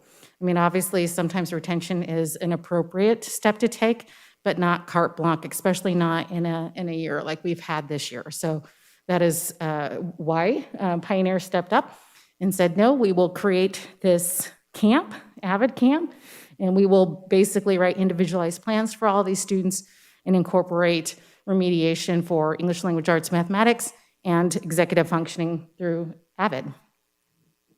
And I'm thankful for that pullout of the ninth grade, going into ninth grade, because it's always been a difficult transition, and I really wondered about the ninth graders this year and how they survived the high school experience, not being able to be there except 2 days a week. So I'm glad to see that we're starting, especially with the eighth graders who are probably really, really nervous, especially if they're credit deficient, even thinking about going on to the high school. So I'm really glad that we've put that safety net there and we have put the resources and the teachers in there. So I do appreciate that. Just Tasha, just a general question, and if you had it on the slide and I missed it, I apologize, but of being a challenging year for everybody, students included, what percentage ballpark of the students enrolled in the summer school program comprise maybe the overall list of students that we identified as needing or benefiting from summer school? I know some parents, for a number of reasons, may not participate, but I'm curious how close to the total maybe we're seeing so far. I'm not sure I have exact data for you on that. I can tell you the number of students that are coming to summer programming is approximately 8% of our student body in our district. So it's a substantial number of students. What our schools were asked to do is to take a look at their data this year, particularly from MAPS at the elementary. And of course, in the secondary, it usually revolves around credits. And to determine their needs list, the elementary schools then reached out to those parents and individually and talked to them about summer programming, options for summer programming, and were able to come to the district office, us, with an estimate number of parents that had responded favorably to wanting to be involved in summer programming, and that's how we started with the staffing. So I know that the schools have worked really hard to strongly encourage those families that had students showing that they were not quite at grade level standards to participate, but you're right, it's not mandatory. So at this point in time, we're just trying to make it a very fun opportunity for students so that they don't feel that it's just a continuation of school, but still be able to address the learning needs that they have. And then, and hopefully that will, again, get our students more prepped for the following year. No, I appreciate that. I know it's an unfair question to ask. I just thought about it moments ago. But I think it's an impressive number of students that are enrolled in the summer program. And no, I'm excited for them. I think this is a good opportunity for them to get back on track and get up to speed. So I just want to thank everybody involved, Carrie and you and the teachers who are eating into their summer to do this. This is important, and we appreciate that. So thank you for everybody's efforts. Thank you. A shout out to the amount of parapros that we had that were willing to work too, because I was amazed at how many of our support staff members were open to working extra hours. Any additional questions? Okay, seeing none. Thank you. Okay, item 10. Wait, no, I'm wrong. Item 9. Presentation of budget preparation timeline and introduction of topics for the public hearing on the budget for fiscal year 21-22, including brief discussion. This is for discussion only. AJ. President Casiopo, thank you. Good evening, trustees. I'm not sure where everyone's going. You're missing the highlights here, folks. Okay, so this evening, I have 3 items. The second item, Mr. Cornick will come up here and help me a little bit with that. The one question I I have this as a question in the final presentation, I want you to think about this, and then when we get to that question, I'll pause. We really still don't know a whole lot about what the state's kind of contribution to education will be. I have taken, so the budget this evening is really, it's a placeholder. You know, we don't kind of have perfect information. If you've been through these presentations, and I think all of you have, there's about 85 slides of graphics showing all this analysis of the budget. I have that already, and it's all in here. Do you want to see that tonight? Or I will be coming back to you at the second meeting in June with an amended budget based on what comes out of the legislature. And at that point, it may be more meaningful because it's kind of real. So I'm happy with either, but I'm just throwing that out there for you to think about as we go through. Okay? My presentation.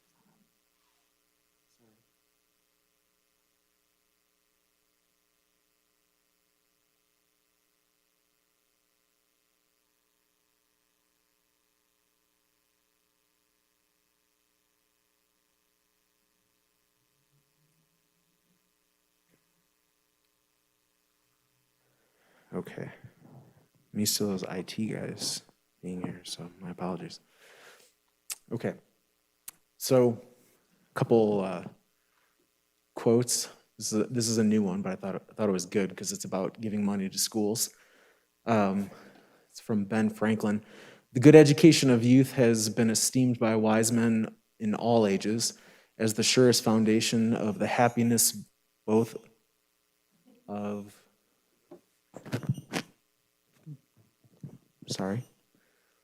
private.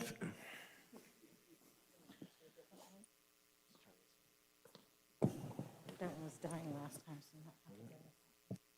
Hello? It's dead too.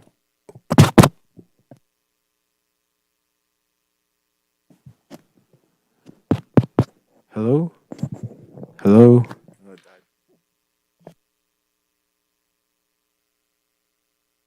Thank you. Hello? Hello? Hello? Hello?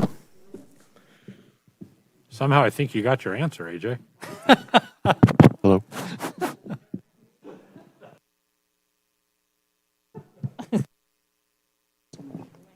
Hello? Hello? Hello? Hello?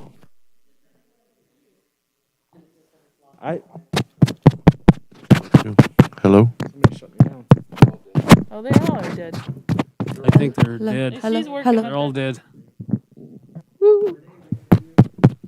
Hello, Test hello? 1, 2. Yes. Oh, yeah.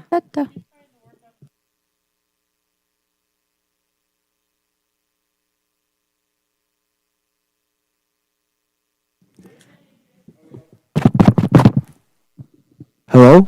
Hello? Hello? Test. Hello? Hello? Hello? Nope.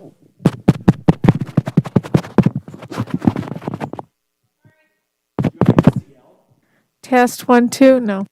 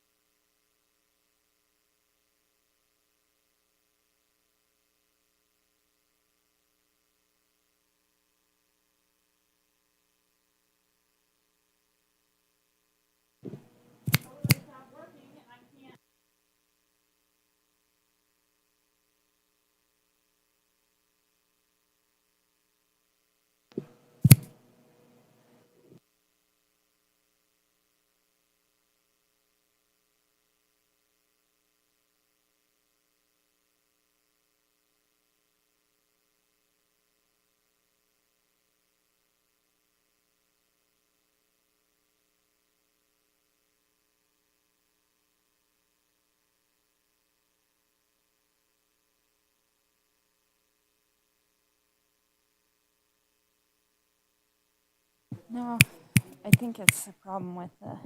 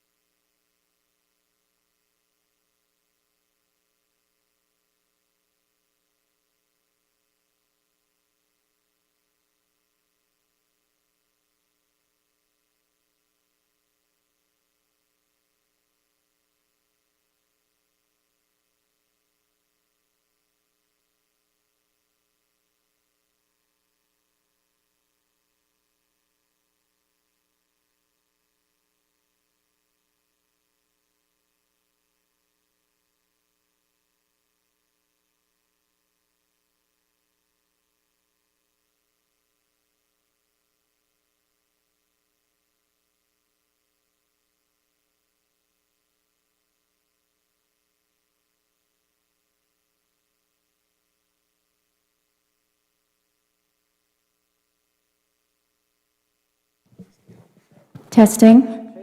Keith, we're live.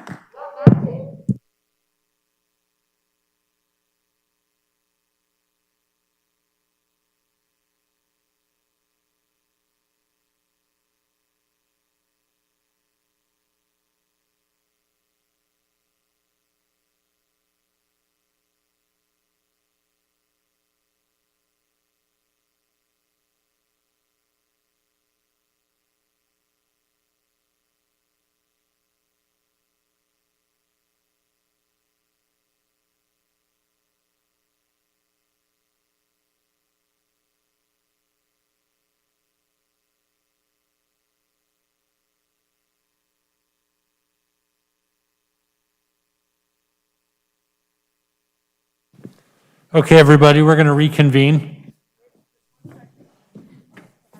Nope, that's fine.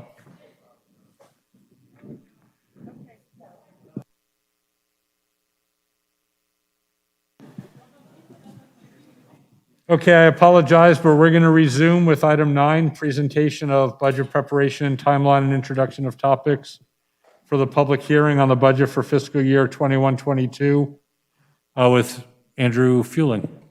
Thank you, President Cassioppo.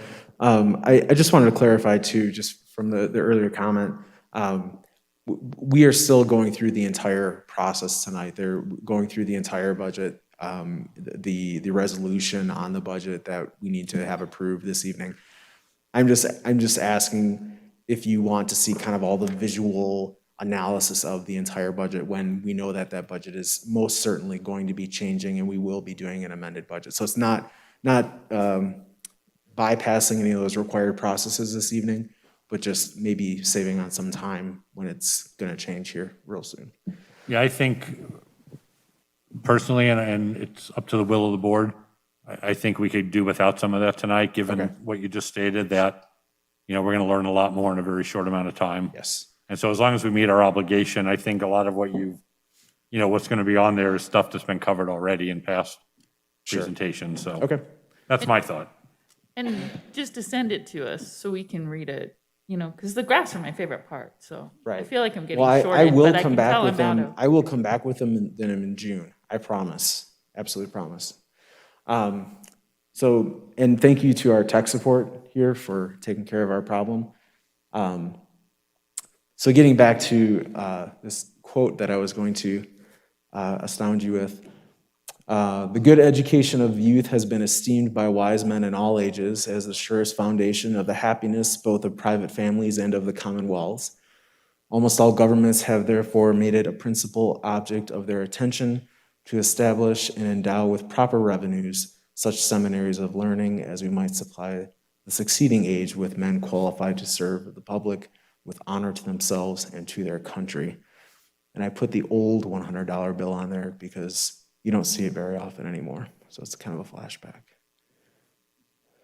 And this one I think I shared last year. Nevada ranks 13th in the nation in average teacher salaries. We are 5th in the western states. We rank 15th in the nation on pupil-teacher ratio. We are 8th in the nation for median number of school years completed by persons 25 years or older.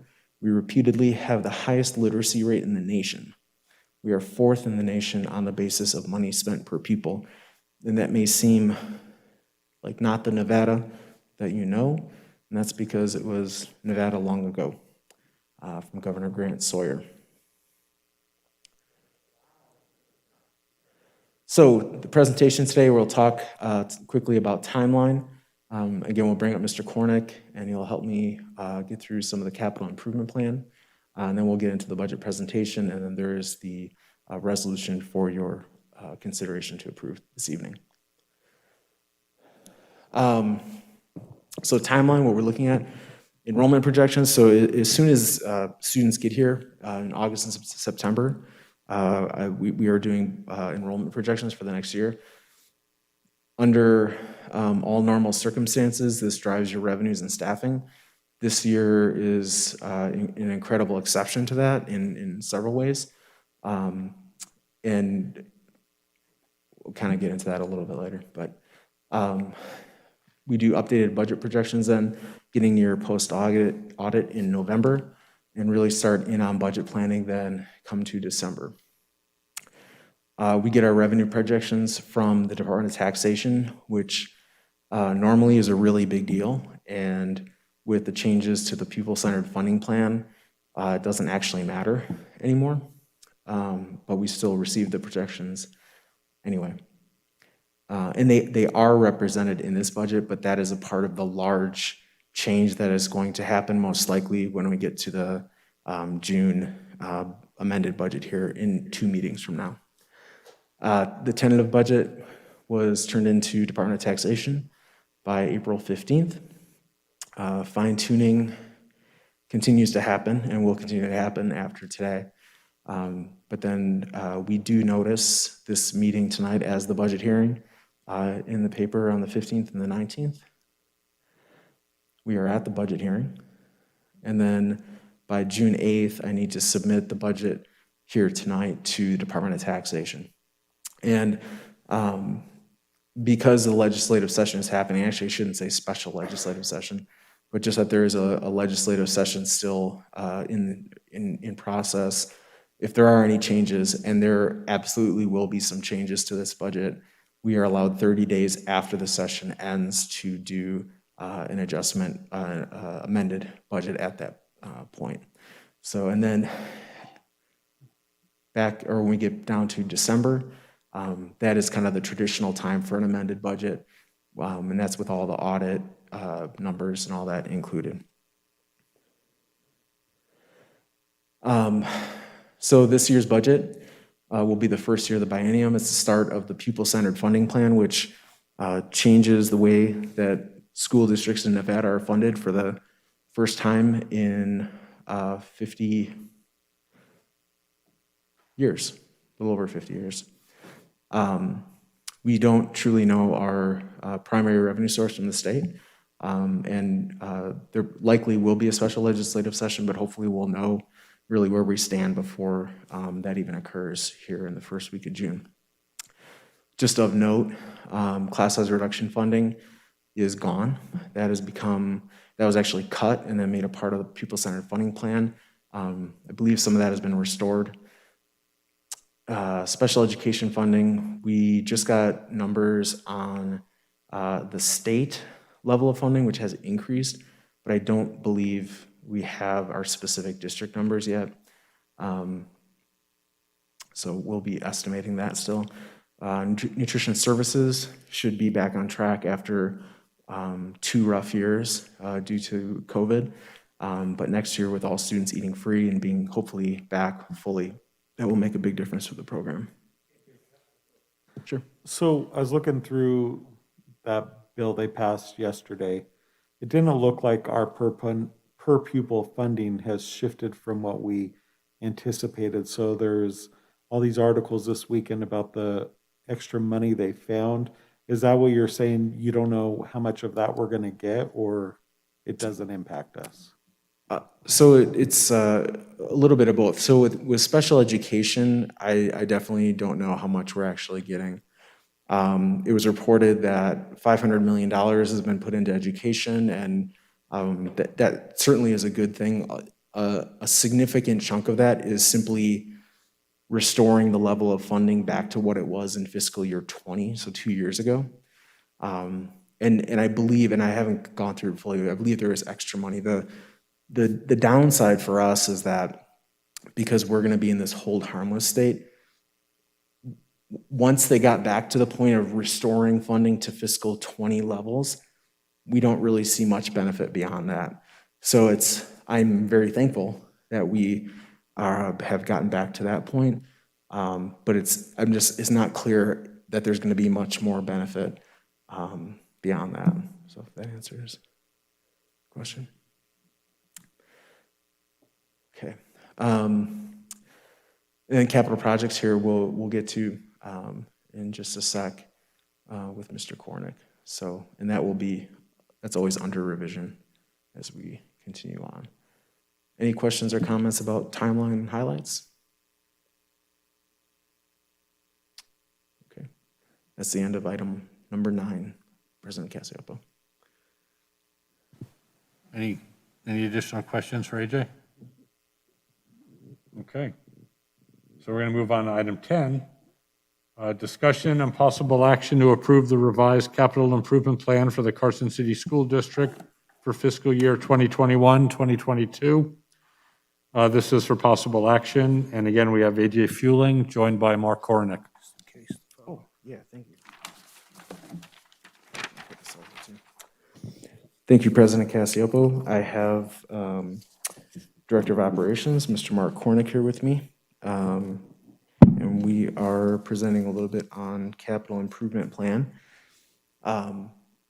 So the plan itself still reflects work done by the Facilities Master Planning Committee going back to 2015.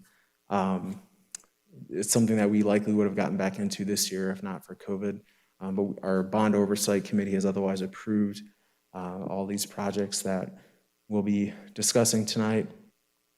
One of the primary items is that it is certain that we will need to go out to bond again this coming year.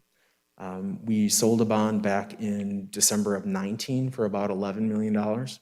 And that included very early thoughts and estimates on what the projects in the district, specifically kind of the largest one, Eagle Valley, the expansion there would cost. It clearly is going to cost more. The price escalations have been incredible over time. So we have capacity here in this next year to bond for an additional $11.9 million. That will easily cover those increased costs at Eagle Valley. There is the ongoing question of the Snyder property, which I think we've been discussing for about 1.5 years, maybe a little bit longer than that. But now with potentially bonding again, it's just something that needs to be brought up. It is represented on the capital improvement plan still. Again, just because something is here and it's approved doesn't mean it's actually going to happen. There still are levels of approval you'd have to give to authorize a purchase and that sort of thing. So it's really kind of a placeholder at this point, but again, just something that has been here for a while, and COVID kind of put a big delay on getting to that. So I guess putting that back on the radar. The document does change every time we bring it up because there's always modifications and changes in the amount of funding that's needed. So with that, I will let Mr. Cornick kind of talk about some of the projects that are going to be very active this summer and really through next school year. There's going to be a lot going on. We will be spending heavily the bond funds that we have already received, and then potentially with this new issuance we'll have to do a little bit later in the summer. So, Mr. Cornick. Thank you, Mr. Fueling. Mark Cornick, Director of Operations, for the record. Thanks for having me here tonight. I have the current CPI here, Capital Improvement Fund, CIP, and I've put together just about 4 of the major projects that I wanted to update you on, and then feel free to ask any questions on anything else that's there. Right now, and I did these by largest to smallest projects, and of course the largest one that we're working on right now is Eagle Valley Middle School.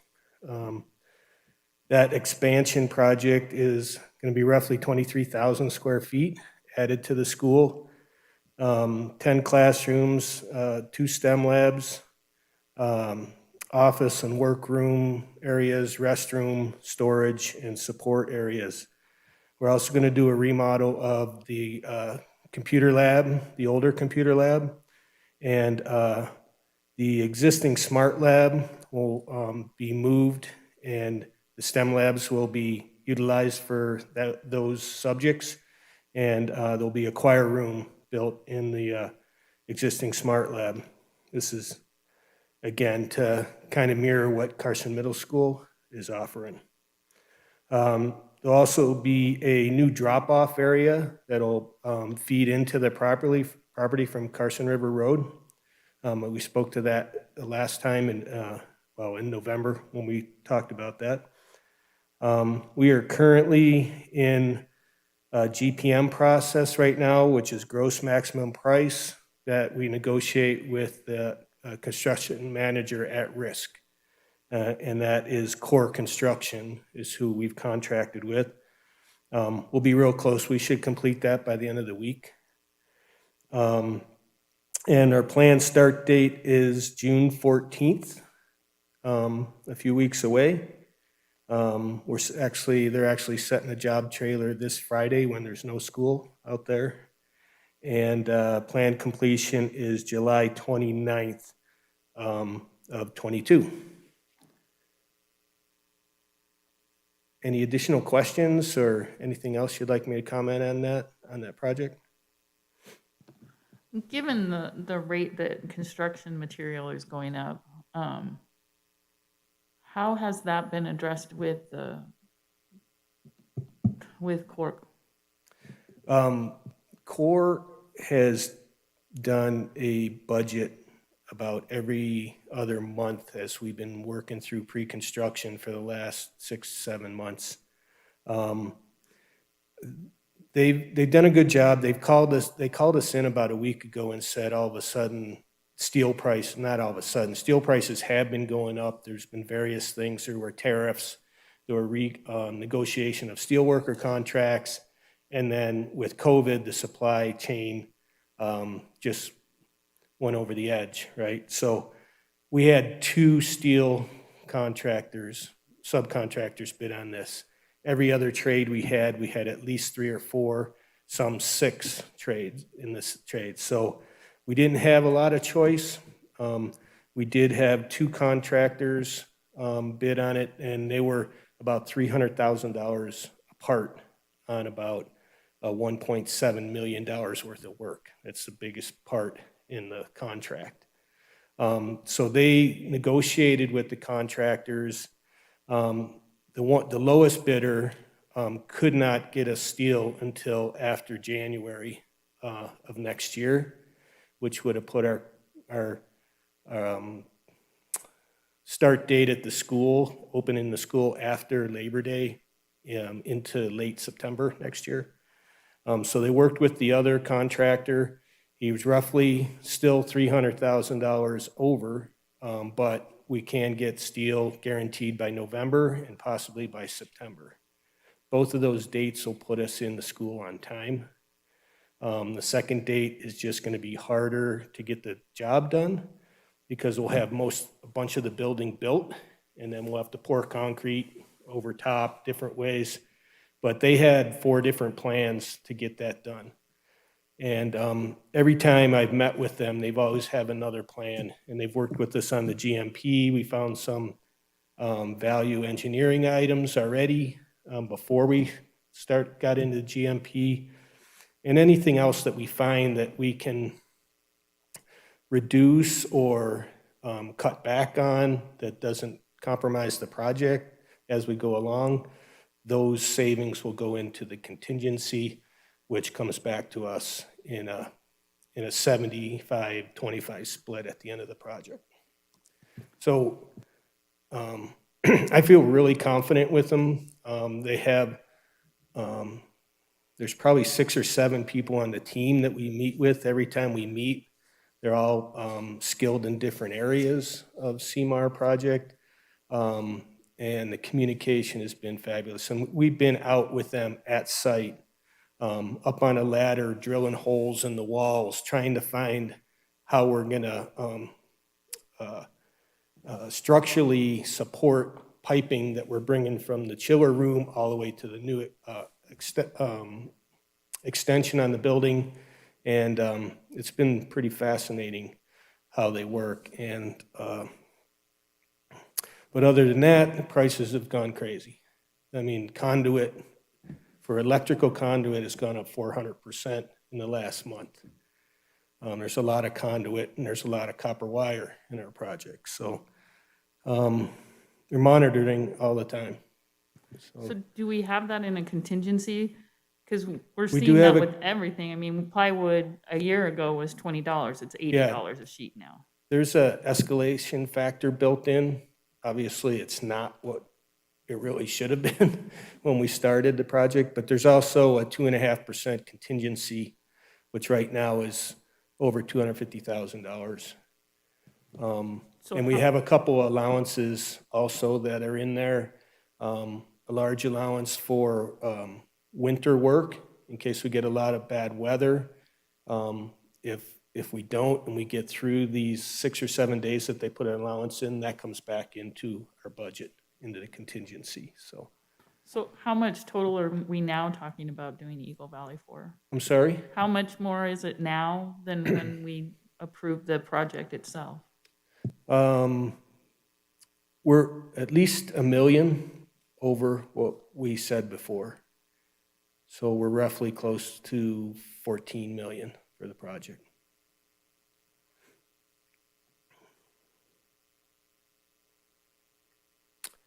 All right, well, the second project that I wanted to tell you about was the district office renovation and addition project. That's roughly 1,000 square foot addition, which will house ed services, storage, and a copy room. We're also doing HVAC improvements on the west side of the building, and this will be connecting to the chiller with new ductwork and new ceiling tiles. So we'll be taking all the ceiling out, putting all brand new ducting in, and connecting to the same cooling and heating system that the other side of the building has. We also have a remodel in there because we're bringing grants to the district office. And there's a couple offices that aren't actually 4 walls in that building. So we're going to create a couple more offices. We'll do some improvement in those offices with some of the block will be covered with sheetrock. We'll fur that out to make it a more comfortable building. And then we're adding one of the smaller offices where Ricky Medina is now will become another conference room. And then there'll be some improvements to the building entry, ADA improvements, and a sign and new storefront where you enter the building, new door. The big blue door is about had it. So, let's see our schedule. Then we have a refresh section too, which is new carpeting, new paint, and some casework that we'll put in the conference room and the boardroom. We'll be moving staff to Gleason PDC the week of June 7th. We already have a container dropped in the parking lot where we'll be storing a lot of furniture. Pre-construction meeting will be held June 7th as well with K7 Construction. They're our general contractor. And we plan to start on June 21st with a completion of November of 2021. Any questions on that one? Oh, I did not mention that we did have an ad alternate on that bid for a emergency generator that will start that building when we do have a power outage. And we have elected to put that in the project, and it is keeping us under budget right now. Any additional questions from Mark or AJ? Seeing none. Just getting a pulse. Yeah. Are you guys done or was there more? No, I got a couple more. Okay. I know, I just wanted to make sure. Answering a question. All right, so the next one is Carson High School's turf resurfacing and track improvements. We're going to be demoing the existing turf and replace with field turf, which was in there, a new grade of that, new surface. And we'll be doing some grading and irrigation improvements and new goalposts. Track repairs will be minor repairs and repainting at this point. We had a pre-construction meeting last Friday with Sierra Nevada Construction Company, SNC, and Lloyd Consulting, which was the consultant we had hired that has built most of the football fields and the Sparks Golden Eagle fields that helped us develop the spec and figure out, what improvements were needed. And they'll be with us through the bidding process and a couple visits during construction as well. Planned start date is 6/7, June 7th next month, and planned completion is August 13th. We're hoping that the football team can get a couple practices before their first game at the end of August. And the last larger bond project that I wanted to talk about was Bordewick multi-purpose room building, their roof improvement there. There's a blue metal roof on that building right now that leaks. And so we're going to be removing and recycling that metal roof installing new underlayment and installing a composition roof on it instead of metal. Flashing and gutter improvements. We had a pre-construction meeting today, actually, for that with Ponderosa Roofing Company here in Carson got that job. And Benchmark Consulting is our roofing consultant that helped us with that spec as well. If you recall, about 4 years ago, we hired them to look at all of our roofs and come up with maps and different projects, how we could extend the life on them.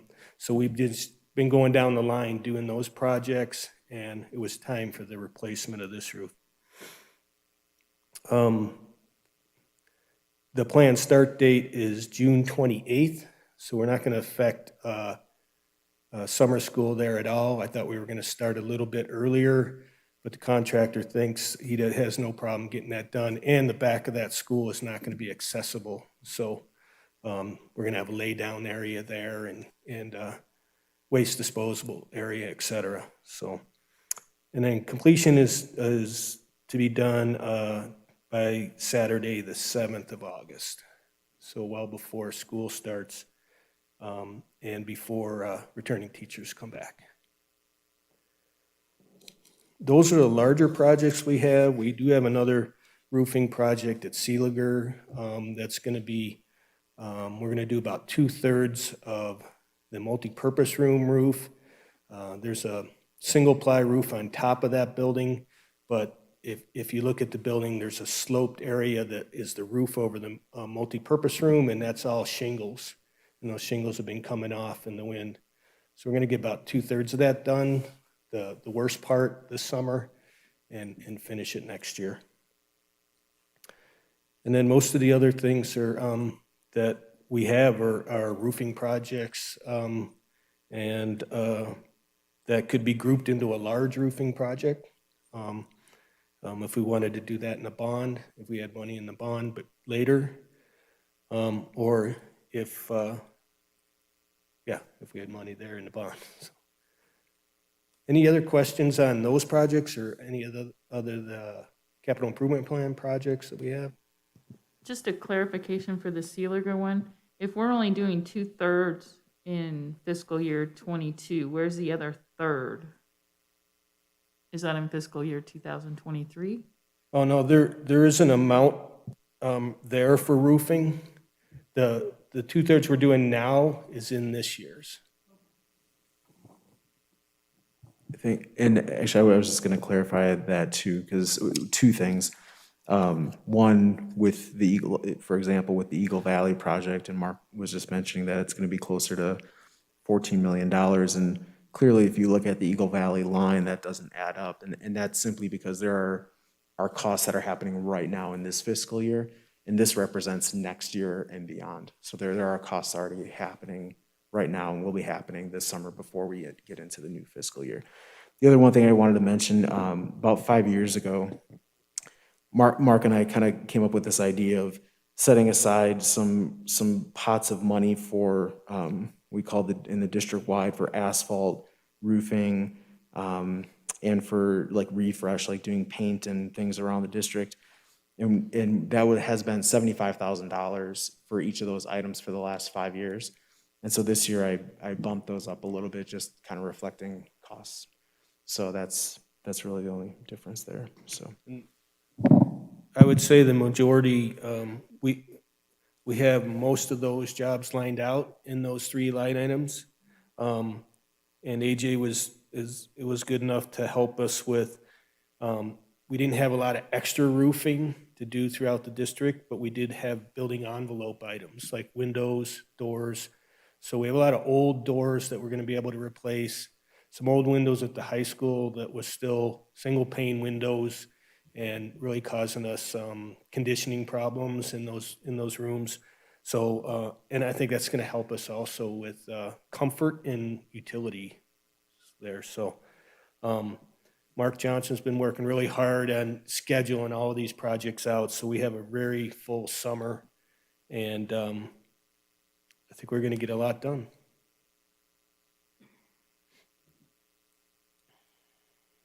Good. Mike, question? Well, I was just going to make a motion if there's no other discussion.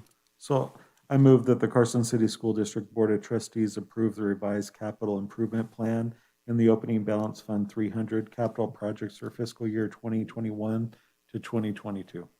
Second, Wilkie.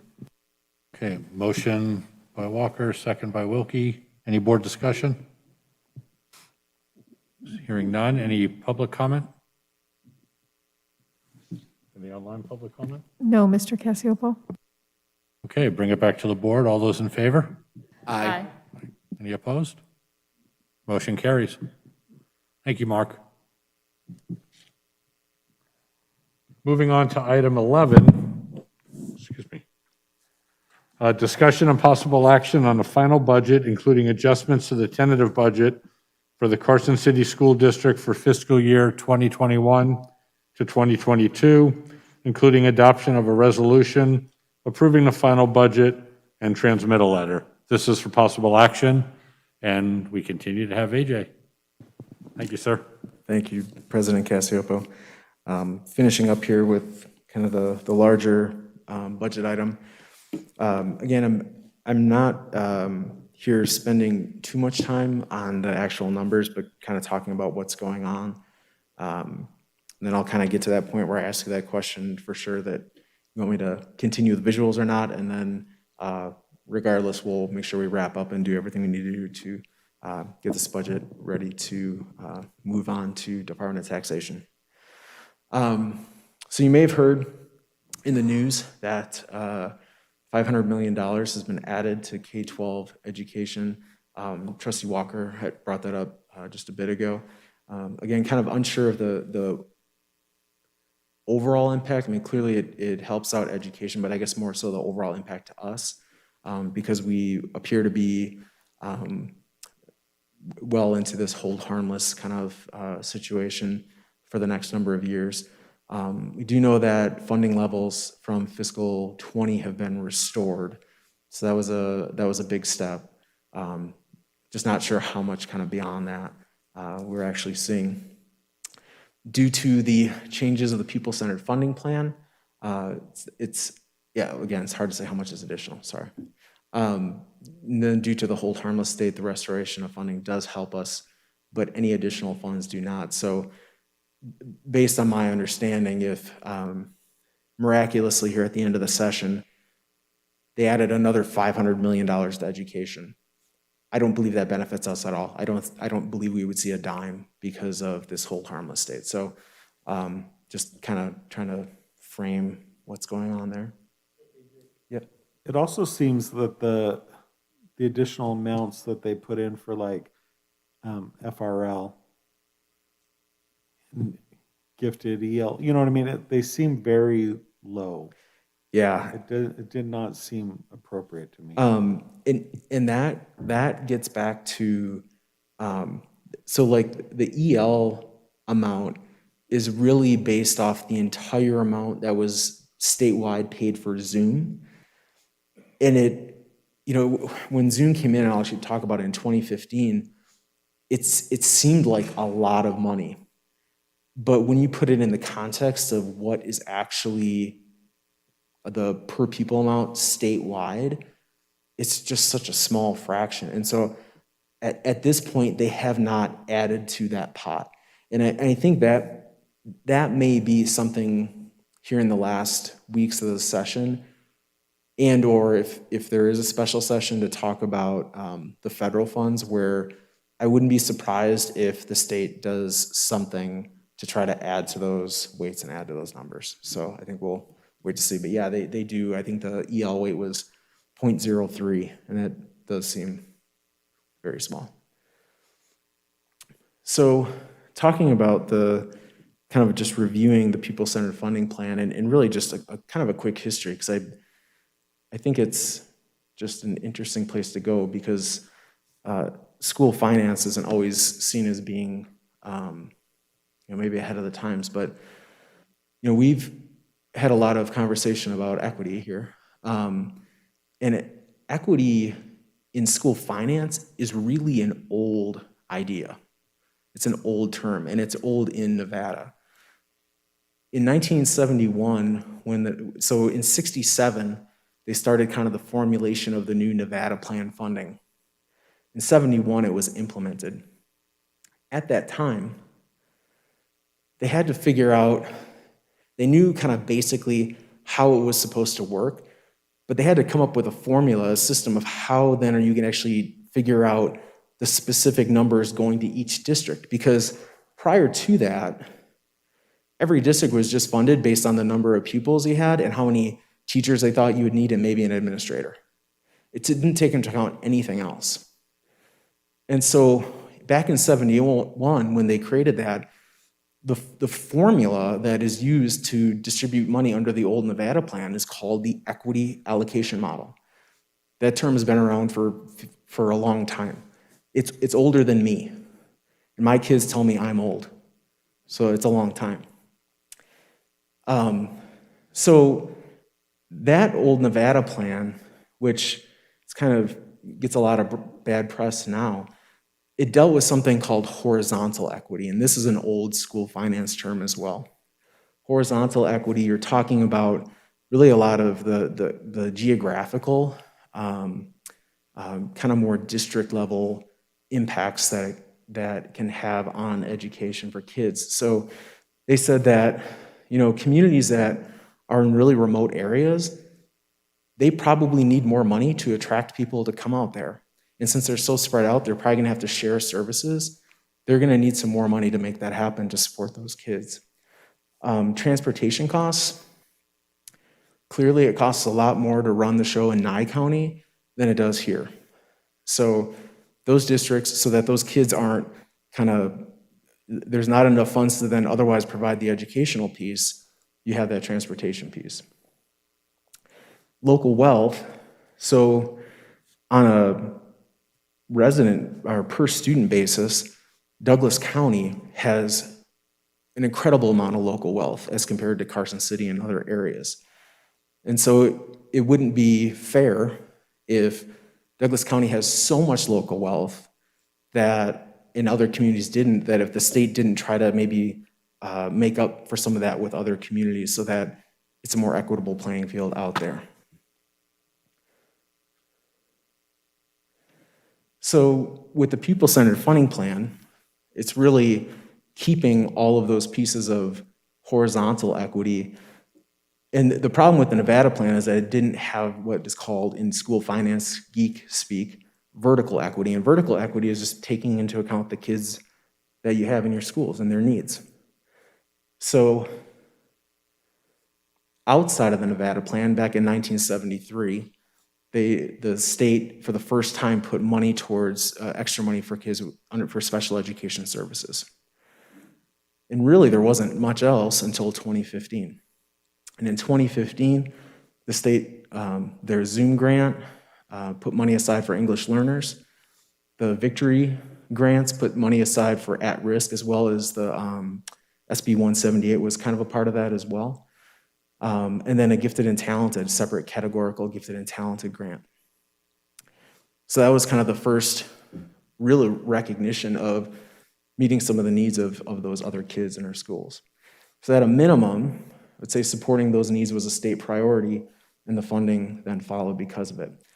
The fairness of those allocations and kind of the fairness of the old model brought about really this pupil-centered funding plan. But now this plan, actually, they have taken special education out to keep it separate for reasons we don't really need to go into. But still, the idea is that it's integrating this vertical equity piece that many states had long, long before Nevada has now done. I think the 2 meetings ago, Trustee Wilkie had asked about seeing that list of grants again that have now been kind of eaten up by the larger state education fund, what is now going to be the general fund. And so I just brought this back with, these are all the grants on the left side that are all now, if there were any funds for these left, and if the legislature put money back into them, they have now been moved into the state education fund. And that is really the new general fund for us. So all of these will no longer exist as something managed necessarily by the grants department, at least from a financial standpoint. There might still be requirements on the educational side, the instructional side, but it's not like the class size reduction fund, which is Fund 210 in your budget.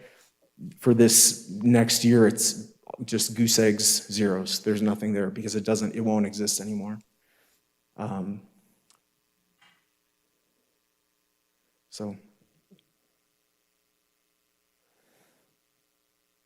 So this new pupil-centered funding plan, under the new formula, if a district generates less funding than awarded in fiscal year 20, the district will receive fiscal year 20 funding for as long as it takes. So as years go on, you'll stay there.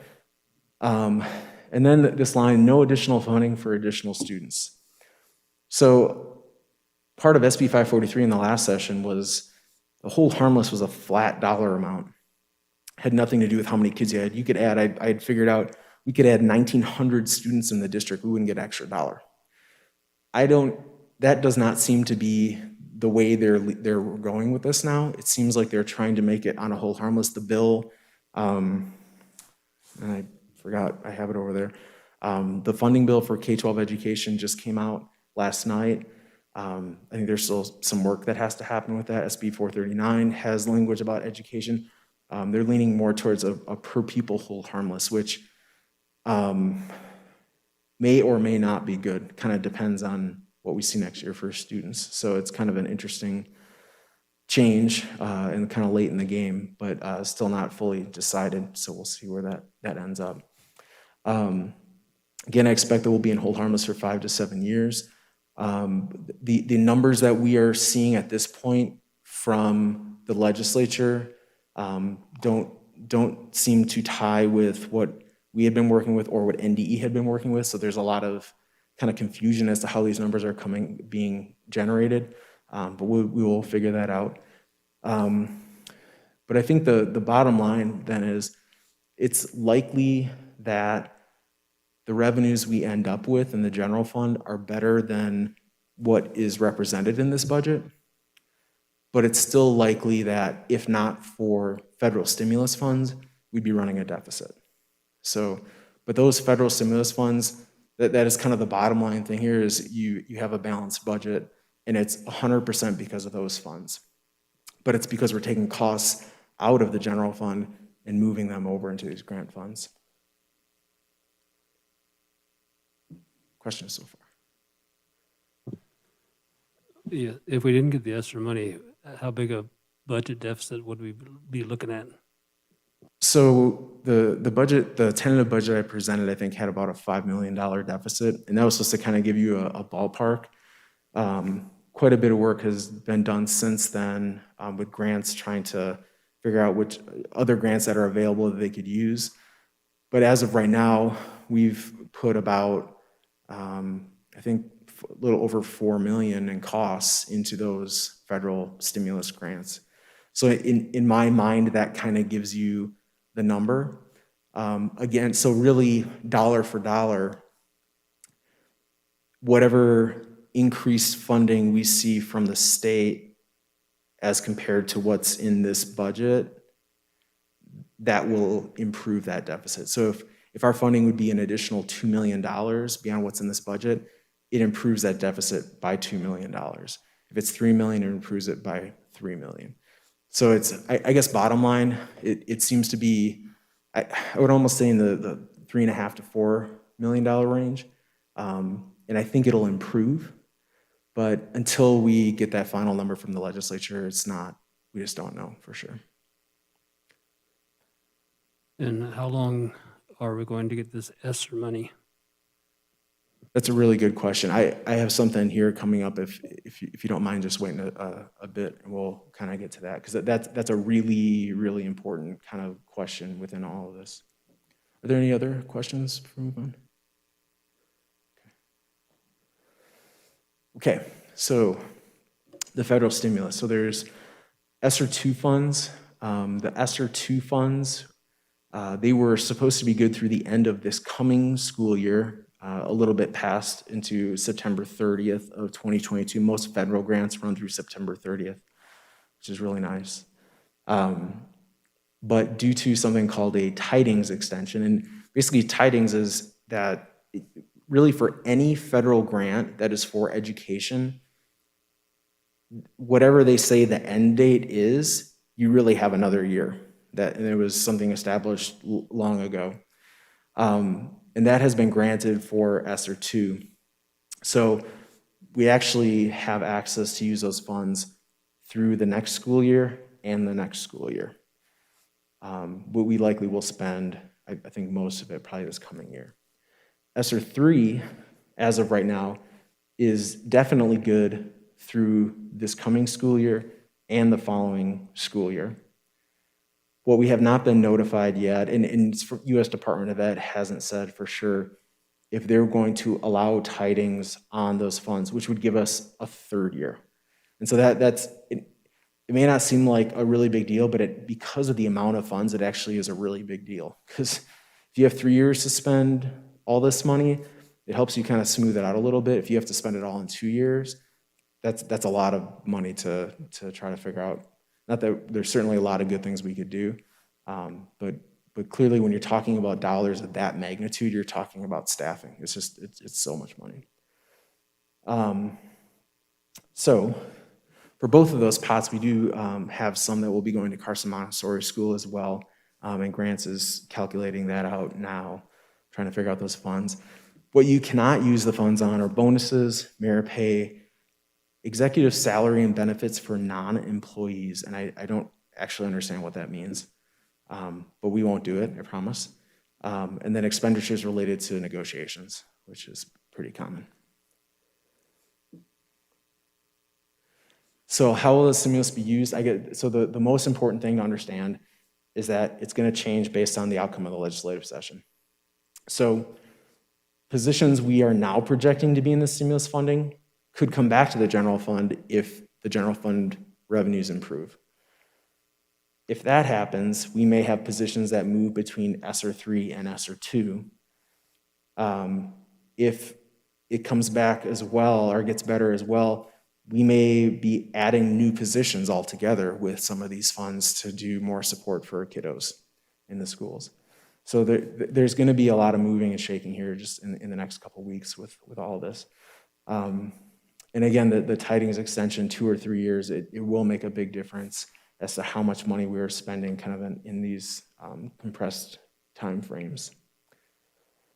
So this is a hopefully kind of a simple graphic of kind of the question that Trustee Varner asked. And if the blue line, and the numbers really in this case aren't important, it's kind of the concept that's important. The blue line represents the general fund revenues that the state is going to give us. The orange is our general fund expenditures. So clearly they're not in line.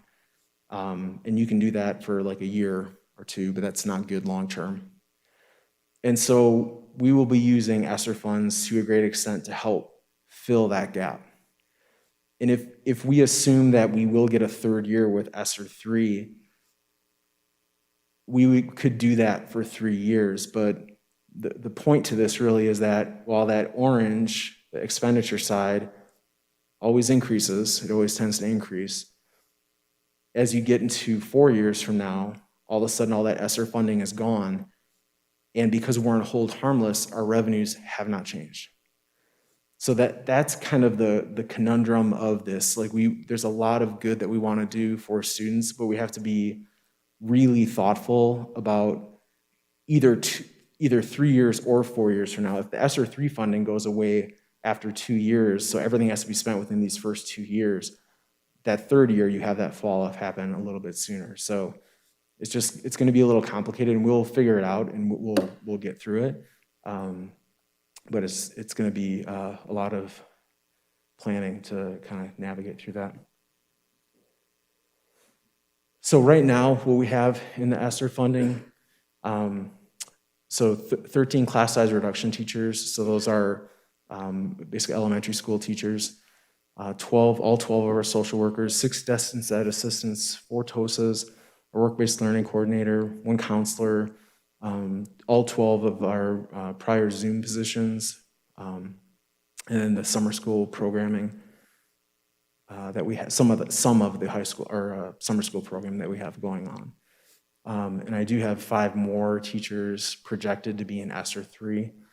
The state hasn't actually made most of any of that available yet, so we can't even make that official. But I guess the point is that unless things improve in the general fund, clearly there's a lot of positions here, and there's a lot of costs here that we need to try to figure out a way to work back into the general fund. But it's going to be a bit of a process, but we have at least 2 years, 3 years to try to navigate through some of that.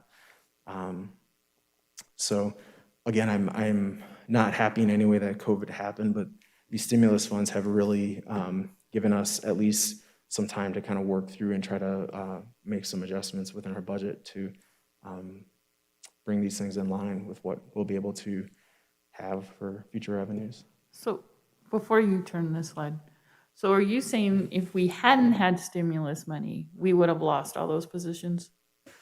Or those would have had to come out of our ending fund balance? So that's one way to look at it. If we wouldn't have had stimulus money, we would have had to find a way to cut $4.4 million out of our budget. It's not necessarily by any means these positions, but some way, somehow that would have, long-term would have had to happen. And if it didn't happen this year, it would have had to happen in the future at some point. It's not something that we could sustain. So this is where the question comes up. And I think the consensus, not that you're taking action, sorry, Mr. Russell, if I'm violating anything, is that we'll kind of skip some of the visual pieces, but just get to what we need to wrap this up for tonight. That's okay? Okay. So I'm just going to skip through a bunch of these slides. Oh, and I'll tell you, I was really excited. Today, Renee found enrollment information from 1939, and I'm planning on integrating that at some time in the future. So again, I guess, what you have in the general fund is a balanced budget. You absolutely have a balanced budget, so there's no impact to the general fund. The only thing there is that there's $1 million in contingency. So when you look at the change, if you have your budget in front of you, when you look at page,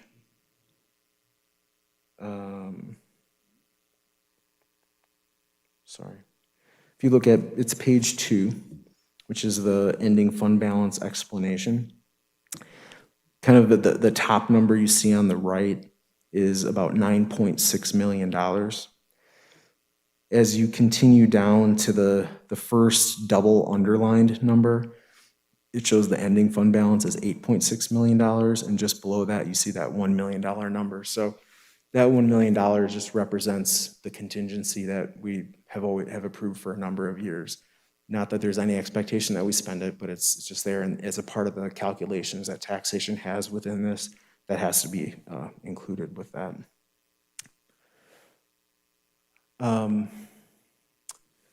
Then with the last thing is nutrition. So we always have to kind of go through what the prices are going to be for this coming school year. The prices are not going to change. The U.S. Department of Agriculture is not requiring changes every year. They normally do, so that's why the prices go up. But this year the prices will stay the same. Now, you may say, well, why does that matter? Because every kid is eating for free. I don't know. But I think we should still say, yes, we're approving this. It's really just kind of a part of the larger budget that you're approving. So I just wanted to make sure you saw this and you realize that this is a part of the budget. But truly, next year, the only kind of cash revenues I would expect are if kids are buying extra milks. You might have some really large high school football players that decide to buy an extra meal. They would have to pay cash. But otherwise, then a la carte items would be cash. Really, it's going to be all federal reimbursements for all of the meals that we have. And that really is kind of that. Adult ed and prison ed, we're still, those numbers are in the funding bill statewide, not for the district specifically. So I just carried the numbers from last year, which I think is actually where it's going to end up. Special ed, I have a slight increase. They look to be about the same. The federal grants fund in this budget has been increased to recognize the increase in ESSER funding. But again, we don't know exactly how we're using it, so the expenditures probably in here don't reflect the reality of how they're going to be used just yet. It's going to take a couple more weeks to figure that out. That's really, I think, kind of the highlights of it. I don't know if there's much more. No, we appreciate that. There's been a lot of meetings talking about budgets that really fall on, this is all we know at this time. We don't know a lot yet. And it seems like information's trickling in and changing, so I appreciate the updates. And I know it's hard to present on topics that we still don't know, so hopefully we'll start seeing some better clarification in the near future. Not from you, but in general, from the process. So thanks, AJ. This is an action item or for possible action? Yeah, we have a question first. Go ahead. On the ESSER funds, are they on a reimbursable? After you spend the money, you ask the feds for the money and they return it to you? Yep, that's a really good question. And that's exactly how it's working. So all of the stimulus funds so far have been on a reimbursable basis, and really all of the grants for state and federal now work on that system. It used to be state, they would give us a lot of the money up front, and that's really kind of gone to the wayside. So I just want to make sure, I guess, if it's on a reimbursable, or do we have enough money in our general fund to carry that and pay the bills while we're waiting for the money to come back? Yeah, that's a really good question too. We, on a cash flow basis, we can definitely manage that. So our grants department, at a minimum, on a quarterly basis, they're requesting reimbursements, and the state is generally pretty good at turning that around. With many of our grants, it's actually happens on a quicker basis. So we, for cash flow purposes and paying those expenditures and making sure we're still covering payroll and the lights, even, well, these aren't our lights, but our lights in the district, we are going to be fine. Yeah. Thank you.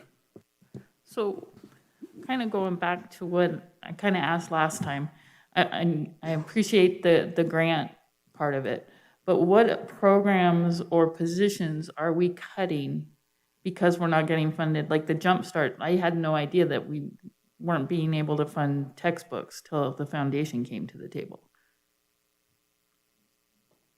Just bringing that slide back up. I knew I'd get a graphic some way. Okay, here we go. So I think the short answer is so early on back when we were planning kind of for this move, and you have to remember that just really 5 months ago, we didn't know about ESSER 2 or ESSER 3. And so it was kind of this worst case scenario of looking to make these cuts in the general fund, what was going to come back. And so in talking with Bob Chambers and Grants and Mrs. Feason, trying to figure out what we could do, at least like within, say, the dual enrollment program, like what could we do to maintain certain pieces of it, even though we may not be able to do the entire thing, and kind of what were the priorities within that. With some of the other grants, like class size reduction is, and that's basic, that is 32 elementary school teachers. And most of them have no idea that they're funded by this outside grant that the state has given us. And so that clearly is a priority, simply to meet all of our requirements with ratios of students in classrooms. Gate funding, so that some of it is being brought into the general fund, some of it is going to be in the ESSER grants, but there's some reduced spending on like supplies and services. They had contracts, so those have been reduced in moving over. Zoom has not, has not been impacted. All the staff related to that still, and all the costs are still here. Everything in AB 309, SB 551, I believe is continuing. Work-based learning is continuing. The AP piece, I think Ed Services is actually, no? Okay, not continuing, okay. Computer science grant was only, I think that's only like $2,000, and I don't actually know what they do with that money. Oh, okay, materials, thank you. Read by grade 3, so the literacy specialist positions all went to the wayside, with all the elementary schools now being title funded. Some of them have created other positions because they're not specifically restricted to being literacy specialists. They've created other positions within their title funding that are a little more flexible for them to use within their schools. All the social workers have been moved into the ESSER funding, so those positions are whole. School resource officers, that is a part of the, I have that as a part of the general fund. So we as a district have been paying about $230,000 to $250,000 a year as half of 3 resource officers in the schools. There was a grant last year that basically paid for 2 more, or 2 years ago that paid for 2 more, and that went away with some of the cuts during the special session last year. So that has, those positions are continuing within the general fund, or have been put into the general fund at this point to continue. And that's all of them. Would it be safe to say that programs haven't been cut, we've had to reduce some of the services? So like, I think if a program like you're asking about it, I think that would be a decision we would have to make as we were balancing our budget, correct? I think so, and I think some of the reality of it is, you know, like thinking about the dual enrollment piece, that was something that Mr. Chambers, I think, was working on, and Mrs. Fuson working on well before we really knew that, that ESSER was even coming, so that a lot of that was in the works already. And clearly, if things improve, we may have some more flexibility with some of these ESSER funds to do more good and bring some of these services kind of back fully. But again, until we get to that point where we know what's happening with the legislature, it's kind of hard to make some of those additions. You know, you don't want to be premature. And how do you feel about your number for the end of this year, this fiscal year, for the general fund, the 9.6? Do you feel that that's a pretty firm number? That's a good question, actually. So I think this year, there is going to be a deficit this year. But I think right now it's probably in the $500,000 range. So this reflects a much more significant reduction going into the new year.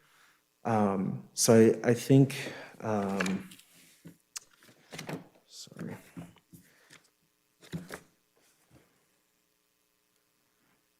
So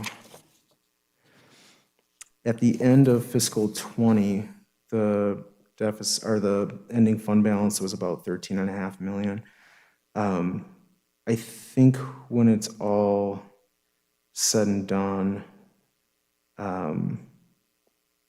it'll be more, well, it'll probably be more in the, like, let's say $12.5 million range. So then if you have a balanced budget this year, you know, you're kind of still in a good place. The reason that this looks so incredibly low is when we did the amended budget in December, we didn't really make any adjustments to the expenditure side of things. We kept them kind of at what a normal school year would be, because I didn't know, and having that comfort of having that in case we had to go out and buy a whole bunch of stuff. But I did reflect a significant reduction in revenues because we had lost so much in enrollment. So it looked like this massive, I think it was like a $3.8 million deficit that showed, or something like that. We're not anywhere near that. So we'll be in a better place here with wrapping up the fiscal year.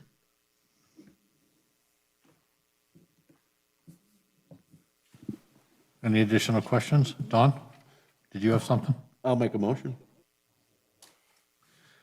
I move that the Carson City School District Board of Trustees adopt the final budget for fiscal year 2021, 2022 by approving the resolution and transmittal letter, and further instruct the Director of Fiscal Services to file the necessary documents to comply with NRS Chapter 354. Do we have a second? Second. Second by trustee Wilkie. Any board discussion? Seeing none. Any public comment? No, Mr. Cassiopo. Okay, bring it back to the board. All those in favor? Aye. Any opposed? Okay, motion carries. Thanks, AJ. Item 12, approval of the consent agenda. This is for possible action. I move that we approve the consent agenda as submitted. Second. Motion and a second. Board discussion? Any public comment? None in person? No, Mr. Cassiopo. Okay, all those in favor? Aye. Item 13, informational items for discussion only. Any questions on the informational items? Or any comments? Seeing none. Item 14, request for future agenda topics. Laurel? Yep. I would like us to revisit the Snyder property and have it on the agenda to discuss whether or not to direct Mr. Stokes to do further research into that. Okay. Mr. Stokes, well, give some thought as to when it would make sense to do that. I know it might take staff a little effort to answer some, project some questions that might be asked. Okay, any other future agenda topics? Now that we know that the resource officer's grant's not being approved anymore, I kind of think that might be a discussion to have with the Board of Supervisors to get a feel for what they feel on their side and what we do on our side, and to give us a better knowledge of what we need to do in the future. And I think that discussion could take place at that meeting to be more beneficial. Yeah, I think that's a good idea. All right, anything else? Seeing none. Before we adjourn, I just wanted to take a moment and thank the board. This was a long meeting, difficult at times. I think most people who pay attention to the whole and not pick and choose appreciate, for the most part, what the board and the district's trying to do. So I just wanted to extend a personal thanks to the board, each of you, for everything you do, and to the superintendent and his staff. It's not always easy, and it's certainly easy to armchair quarterback things, but on a personal note, I wanted to thank everybody. That said, Hold on. meeting. If I could, would it be appropriate for me to make a comment, just a regular comment? On the adjournment item, or? Well, no, on the public input from earlier. I think I wouldn't recommend it. Okay. I think we're past that, unfortunately. There'll be opportunities. But with that, we're adjourned. Thank you, everybody.